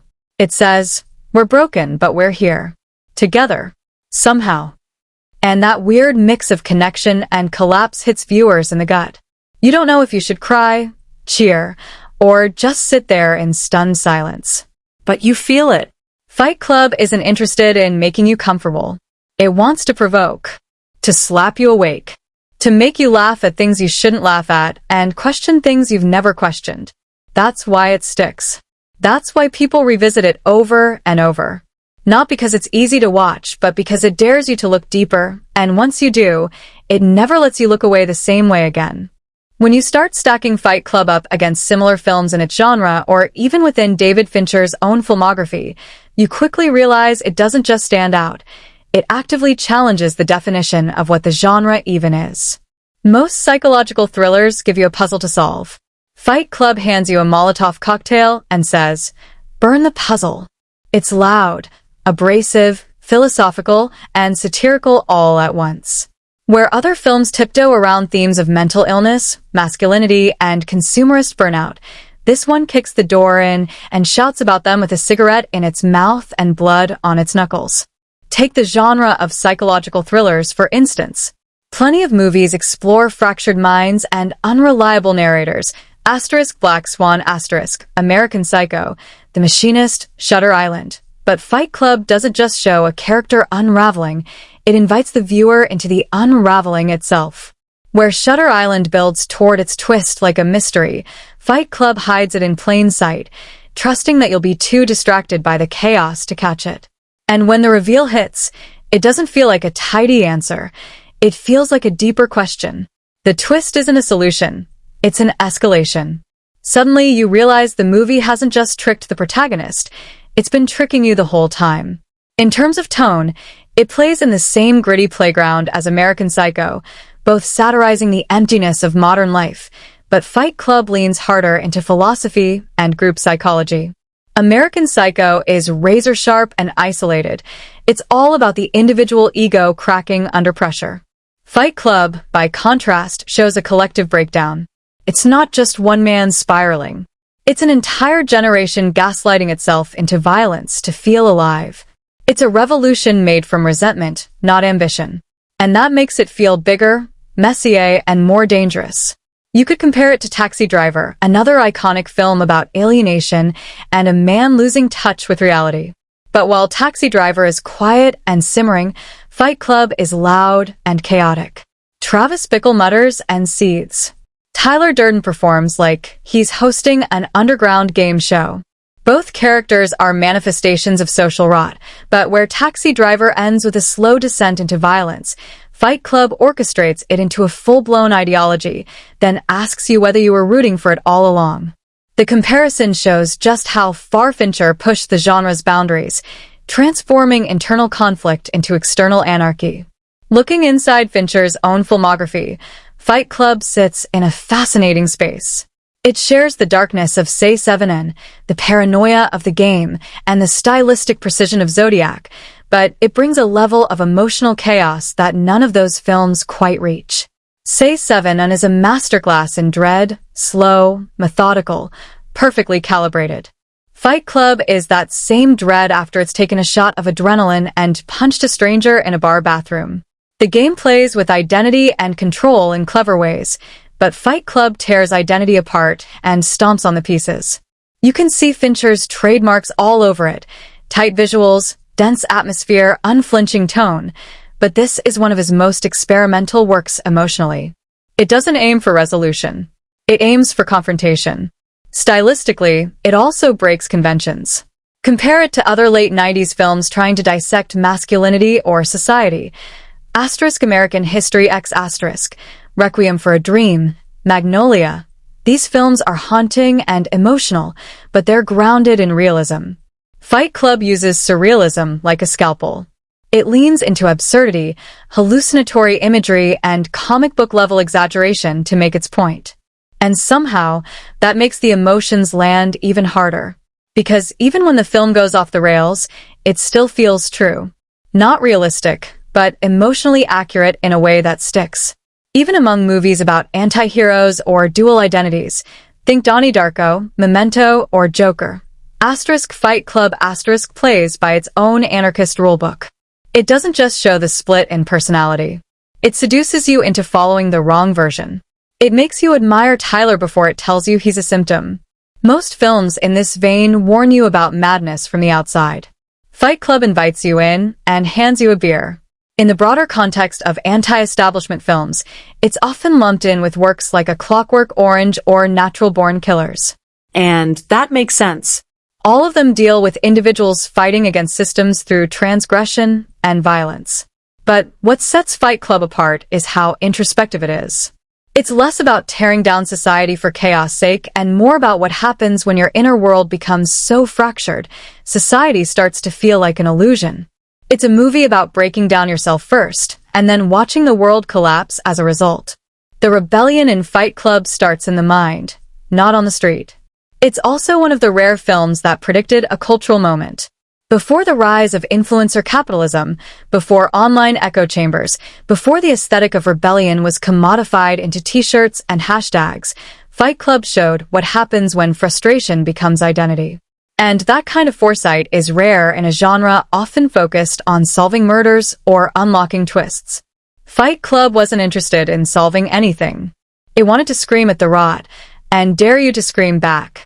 So compared to its peers, whether within its genre, its director's legacy, or its cultural generation, Fight Club doesn't just hold its ground. It draws a chalk circle on the floor, steps inside, and challenges everyone else to throw the first punch. And then it grins, waiting for the world to catch up. Fight Club is soaked in symbolism. Every frame, every bruise, every flicker of Tyler Durden is a metaphor wearing a leather jacket and laughing in your face. This isn't a movie that hides its meaning deep in the shadows. It throws it right at you and dares you to look again. The story itself functions as one massive metaphor for self-destruction, awakening, and rebellion against modern identity. But once you dig in, you'll see that everything in this film, from the soap to the scars, is loaded with deeper meaning. Let's start with the soap. It's not just a clever plot device made from human fat. It's the perfect metaphor for the entire film. Soap is a symbol of cleansing, of purity, of removing dirt and grime. But here, it's created from discarded human waste, stolen liposuction fat, the excess of wealthy lifestyles. Tyler literally turns society's vanity into weapons. He takes the fat of the rich and uses it to blow up credit records. That's not just rebellion, that's poetic warfare. Soap becomes this twisted symbol of purification through destruction. You want to be clean? Burn it all down and start over. And then there's the recurring use of insomnia and split identity. The narrator's lack of sleep isn't just a medical condition, it's a metaphor for his spiritual and emotional exhaustion. He's half awake in life, drifting through routines, unable to connect. He's lost in the blur between who he is and who he pretends to be. The entire character of Tyler Durden is a walking metaphor for the version of himself he wishes he could become: bold, fearless, unapologetic. Tyler represents freedom from rules, from responsibility, from identity itself. But because he's a projection, he's also a warning. When you suppress parts of yourself for too long, they don't disappear. They come back, stronger, angrier, and ready to fight for dominance. The Fight Club itself? It's more than just fists and blood. It's a raw symbol of rebirth. In those basements, stripped of titles and jobs and egos, the men return to a primal state. They punch their way out of numbness. Pain becomes language. Bruises become badges of meaning. The fights aren't about violence. They're about feeling something, anything, in a world that tells them to bottle it all up. It's ritual. It's confession. It's communion. In a society that values calm conformity, the chaos of the club becomes a kind of sacred rebellion. Paper Street, Tyler's mysterious, crumbling house, might be one of the strongest metaphors in the whole film. It's a literal space built on nothing. The address doesn't exist. The foundation is rotting. It's isolated, ugly, and chaotic. And yet it becomes the home of Project Mayhem, the heart of the revolution. The house mirrors the narrator's fractured mind, falling apart on the outside, swarming with voices and secrets on the inside. It's also a physical representation of the rejection of materialism. There's no IKEA catalog here. No comfort. Just anarchy and truth, however unpleasant that may be. Even the support groups, where the narrator first finds emotional relief, act as symbols for society's desperate craving for connection. He attends them under false pretenses, but they provide him with something real: human interaction, vulnerability, catharsis. It's telling that he can only cry when pretending to die. In a world where everyone is trying to win at life, pretending to be terminal is the only way he's allowed to let go. That's not just commentary. That's symbolic exposure of how emotionally constipated modern life has become. Marla herself is a living, breathing metaphor. She represents chaos, decay, and truth, all rolled into one. She doesn't hide her dysfunction behind a smile. She owns it. She's the opposite of the narrator's carefully constructed world. She's messy, real, and emotionally honest, even when she's lying. Her presence constantly forces the narrator to confront the parts of himself he doesn't understand. And because she interacts with both the narrator and Tyler without realizing they're the same person, she becomes the symbol of emotional clarity in a story built on confusion and denial. The scars and wounds seen throughout the film aren't just signs of violence, they're markers of transformation. Every black eye is a milestone. Every broken tooth is a metaphor for personal evolution. These men aren't just being hurt, they're being reborn. Pain is the process, not the punishment. It's the doorway to meaning in a world where nothing else makes sense anymore. And the final sequence? The narrator shoots himself in the mouth to get rid of Tyler. It's not just the climax of the story, it's the metaphorical suicide of ego. It's him destroying the illusion he created to survive. Tyler isn't the villain, he's the fantasy. And by killing that fantasy, the narrator finally wakes up, bloody, broken, and holding hands with Marla. That moment, with the buildings exploding in the background, is the most romantic apocalypse ever filmed. It's the end of everything false and the beginning of something real. The symbolism doesn't whisper. It sings. Even the cinematography is symbolic. Tyler flashes on the screen before he's introduced, like a subliminal message. You see him in single frames, like he's always been there, lurking in the narrator's subconscious. It's not just clever editing. It's a visual metaphor for suppressed identity. The camera doesn't just show us reality. It reveals layers of meaning hidden in plain sight. The crumbling locations, the flickering lights, the sterile offices, they all reflect inner landscapes of the characters. The physical world in Fight Club is never just a setting. It's a projection of what the characters feel, fear, or deny. Even smaller motifs, airplane safety cards, single-serving friends, the repetitive hum of office life, all serve to reinforce the film's core message. Everything is disposable. Relationships, identities, possessions, it's all temporary. The repetition of these ideas becomes hypnotic, and by the time you reach the third act, you realize the film has been whispering its message the whole time. Wake up, break free, destroy the cage. There are so many metaphors layered into the fabric of this story that watching it once barely scratches the surface. Every rewatch reveals a new symbol, a new visual clue, a new moment that means more than it did before. That's what gives Fight Club its mythic weight. It doesn't just entertain, it embeds meaning into every inch of itself. It dares you to look closer, and when you do, it grins back and says, "Welcome to the real fight." Fight Club isn't part of a cinematic franchise in the traditional sense. There are no sequels, spin-offs, or expanded universes floating around on streaming platforms. No official Fight Club 2. Project Mayhem Rises hit theaters, and thankfully so. But in terms of cultural continuity, legacy, and its place in cinematic and literary history, it functions almost like a one-film revolution. It kicked down the doors of late 90s cinema and left behind a crater that filmmakers, critics, and pop culture have been staring into ever since. You don't need a franchise when your single film becomes a myth. To understand its historical context, you have to look at when Fight Club arrived, 1999. This was a turning point, not just in cinema, but in culture. The world was on the edge of a new millennium. Y2K paranoia was high. The internet was beginning to shape identities. Corporations were growing more powerful, branding was replacing belief systems, and a generation of young adults raised on, "You can be anything," optimism were quietly realizing they'd been handed a bill of goods with no instructions and no refunds. Fight Club didn't just tap into that, it detonated it. While other films of the era tiptoed around the disillusionment of postmodern life, Fight Club threw a punch straight through it. It was a cinematic response to the slow death of authenticity. While studios were putting out sleek, high-concept blockbusters, here came this dirty, snarling movie about men in basements beating each other up because society had neutered their sense of self. And this wasn't a historical drama that could be dismissed as a time capsule. It was a here-and-now scream against the hollow center of modern life. The office scenes, the IKEA catalog living, the meaningless 9 to 5 grind. It wasn't fiction. It was the biography of an entire generation that felt like it was sleepwalking through existence.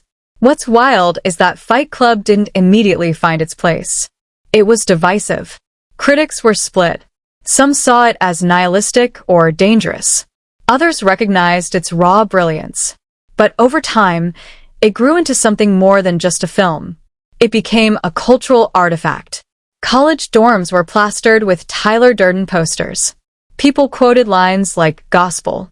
It evolved into a touchstone for disillusioned viewers who felt like it was speaking directly to them.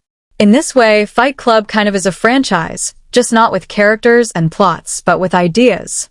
The themes of the movie became memes, metaphors, tattoos, and internet folklore. It's a franchise of feeling. Now, if you pivot to the literary side, the story does continue in a non-traditional way. Chuck Palahniuk, the author of the original novel, wrote Fight Club 2 and Fight Club 3 as graphic novels. But they're wild, surreal, and deliberately meta commentaries on the first story's legacy rather than straightforward sequels. In those, the narrator, now named Sebastian, is married to Marla. Tyler returns as a kind of viral consciousness, and the story becomes a mind-bending examination of storytelling itself. They're worth exploring, but they don't try to recapture the tone of the film. They riff on it, push it further into absurdity, and reflect on the chaos it left behind. In terms of David Fincher's body of work, Fight Club sits like a blazing torch. It's one of the defining moments in his filmography, alongside Say Seven Un, Zodiac, and The Social Network. But unlike those, Fight Club is the most anarchic. It's the one that doesn't try to document or explain the darkness. It becomes it. Historically, it also marked a transition in film technique. The use of digital effects for non-action purposes, like showing the insides of a trash bin or a CGI zoom through a coffee machine, was still novel. Fincher used visual tricks to reflect mental states, not just spectacle. That influence shaped how psychological thrillers and even mainstream dramas were shot moving forward. And if you really want to place it historically, you can draw a straight line from Fight Club to the rise of certain social subcultures in the 2000s and beyond. Online forums, identity-based tribes, rage-fueled collectives, they all echo the DNA of Project Mayhem. The idea of a disaffected population, rejected by mainstream culture, organizing around shared disillusionment. That's not fiction anymore. The film has aged like a prophecy. Watching it now feels less like revisiting the past and more like reading the instruction manual for the chaos that followed. So even though Fight Club is technically a standalone story, its historical impact echoes like a franchise. It's the kind of film that doesn't need a sequel because it became the sequel. Every online rant about late capitalism, Every meme that mocks consumer culture, every debate about what it means to be a real man in modern society, it's all part of the larger conversation that Fight Club ignited. And while it may not live in a series of follow-ups, it absolutely lives on. In minds, in conversations, in angry basement forums, and in the strange, persistent ache of people still trying to find meaning in a world full of catalogs and credit scores. The financial journey of Fight Club is as fascinating and chaotic as the film itself. You'd think a movie this bold, this provocative, this stylish would be a surefire box office juggernaut, but nope. When it first hit theaters in 1999, it got bloodied at the box office, just like one of its underground brawlers. Despite its now legendary status, Fight Club stumbled hard out of the gate, and its commercial story is full of irony, confusion, and a bit of poetic justice. Let's start with the numbers. The film had a reported production budget of around $63 to $65 million, which, for a late 90s psychological thriller with zero superheroes and no sprawling action set pieces, was a massive financial risk. David Fincher didn't just want to make a gritty indie film. He wanted it to look sleek, cinematic, and visceral.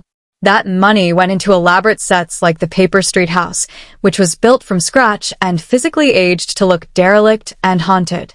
It went into visual effects that were ahead of their time, like those surreal CGI introspections through trash bins and brain matter. It went into the chillingly precise lighting, the stylized camera work, and the detailed chaos of fight scenes. On screen, that budget shows. The film oozes quality and confidence. Every frame feels deliberate and expensive, not flashy, but controlled madness. So in terms of production value, Fight Club absolutely justified its budget.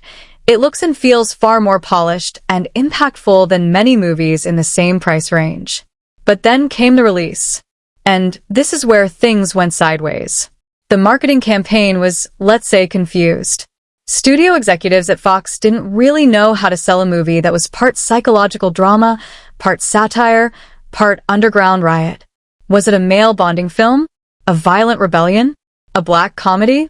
A mind-bending mystery? The trailers didn't offer answers. They mostly leaned into the fighting, which ironically downplayed the real punch of the story. Posters featured Brad Pitt shirtless with a bar of soap, which looked like an ad for a cologne commercial gone rogue. It appealed to testosterone without explaining the brain beneath the bruises. The marketing didn't just misfire. It sent the film into battle with the wrong audience entirely. When it finally opened, Fight Club only earned about $37 million domestically, which was a brutal disappointment compared to its budget. Add in international numbers, and it barely scraped over $100 million worldwide. For a movie with stars like Brad Pitt, Edward Norton, and Helena Bonham Carter, that kind of underperformance was a shock. Critics were deeply divided. Some praised it as bold and visionary. Others called it irresponsible and nihilistic. Audience reactions were equally polarized. Some people walked out confused. Some were offended. Some were mesmerized. It wasn't the kind of movie you watched casually. You either rejected it outright or you became obsessed. And then something happened. DVD. When Fight Club was released on home video, it exploded. It became one of the highest-selling DVDs of the early 2000s. College campuses were flooded with it. People passed it around like a secret manifesto. The commentary tracks became infamous for their humor and insight. Suddenly, the very film that had failed to connect with mainstream audiences in theaters became a cult phenomenon that refused to be ignored. The box office numbers became irrelevant because the legacy was just getting started. And with each passing year, Fight Club gained more cultural weight, more relevance, and more fans who felt like they discovered something hidden and powerful. Looking back, it's almost poetic. A film about rejecting commercial success, mocking consumer culture, and destroying false identities gets rejected by the market, only to come back stronger, more iconic, and more meaningful than ever. Its box office may have flopped, but it ultimately triumphed in the long game. It outlasted the marketing blunder, the critical backlash, and the initial confusion. Now it lives in the pantheon of films that matter, not because they sold the most tickets, but because they left scars, and some of those scars look a lot like truth. So yes, the budget was big. The earnings were soft. But the cultural profit? Off the charts. Fight Club wasn't built to win the weekend. It was built to survive, and then to take over one disillusioned viewer at a time. If you're looking to dive headfirst into the brutal, bizarre, mind-bending world of Fight Club, you've got a few different ways to experience the madness. But let's be honest, this isn't just a movie you watch in the background while folding laundry. This is a full-on psychological experience. You need the volume up, the lights low, and zero distractions. The first rule of Fight Club may be that you don't talk about it, but the second should be, don't half-watch it. You either commit, or you get left behind in a daze wondering what just hit you. Now, let's talk availability. The film has long since left its theatrical run behind, but occasionally, some lucky cinephiles get their rare chance to catch it on the big screen during a film festival, throwback cinema event, or special 35mm revival showing. If you ever see one of those pop up in your city, that's your golden ticket. Watching Fight Club in a theater, surrounded by the echo of raw dialogue, the booming Dust Brothers soundtrack, and a room full of viewers silently questioning their own identity, is a uniquely jarring experience. It hits harder when the screen is towering above you and Tyler Durden is basically yelling into your soul. But let's say you're watching from home. The good news? Fight Club is widely available across multiple streaming platforms. It often rotates through major services, so whether you're subscribed to a global streaming giant or browsing your favorite digital storefront, there's a high chance it's either included in a plan or available to rent or buy. If you're going the rental route, do yourself a favor and choose HD or higher. This is a film where the grimy textures, dim lighting, and flickers of Tyler flashing on screen need to be seen, not just guessed at through a pixelated blur. Owning it digitally or on Blu-ray comes with its perks too. The Blu-ray release, in particular, is loaded with bonus content, including one of the most entertaining and revealing commentary tracks you'll ever hear. Fincher, Norton, Pitt, and Bonham Carter all contribute, and it turns watching the film into a layered experience, like you're peeking behind the curtain of a really dark magic show. It's the kind of movie where the more you know, the more you see, and the more you see, the more your brain starts turning itself inside out. If you're someone who collects physical media, Fight Club is a must-have. The DVD release from the early 2000s became legendary, both for its extensive behind-the-scenes material and for the now iconic fake, Drew Barrymore romantic comedy, opening screen, which throws you off before you've even hit play. That kind of detail shows you exactly what kind of movie this is. One that doesn't just break the fourth wall. It mocks it. For the full impact, carve out 2 uninterrupted hours, throw on some headphones or crank your speakers, and let the film mess with your head. Don't pause it halfway through. Don't text during the twist. Don't fast-forward the opening credits, they matter.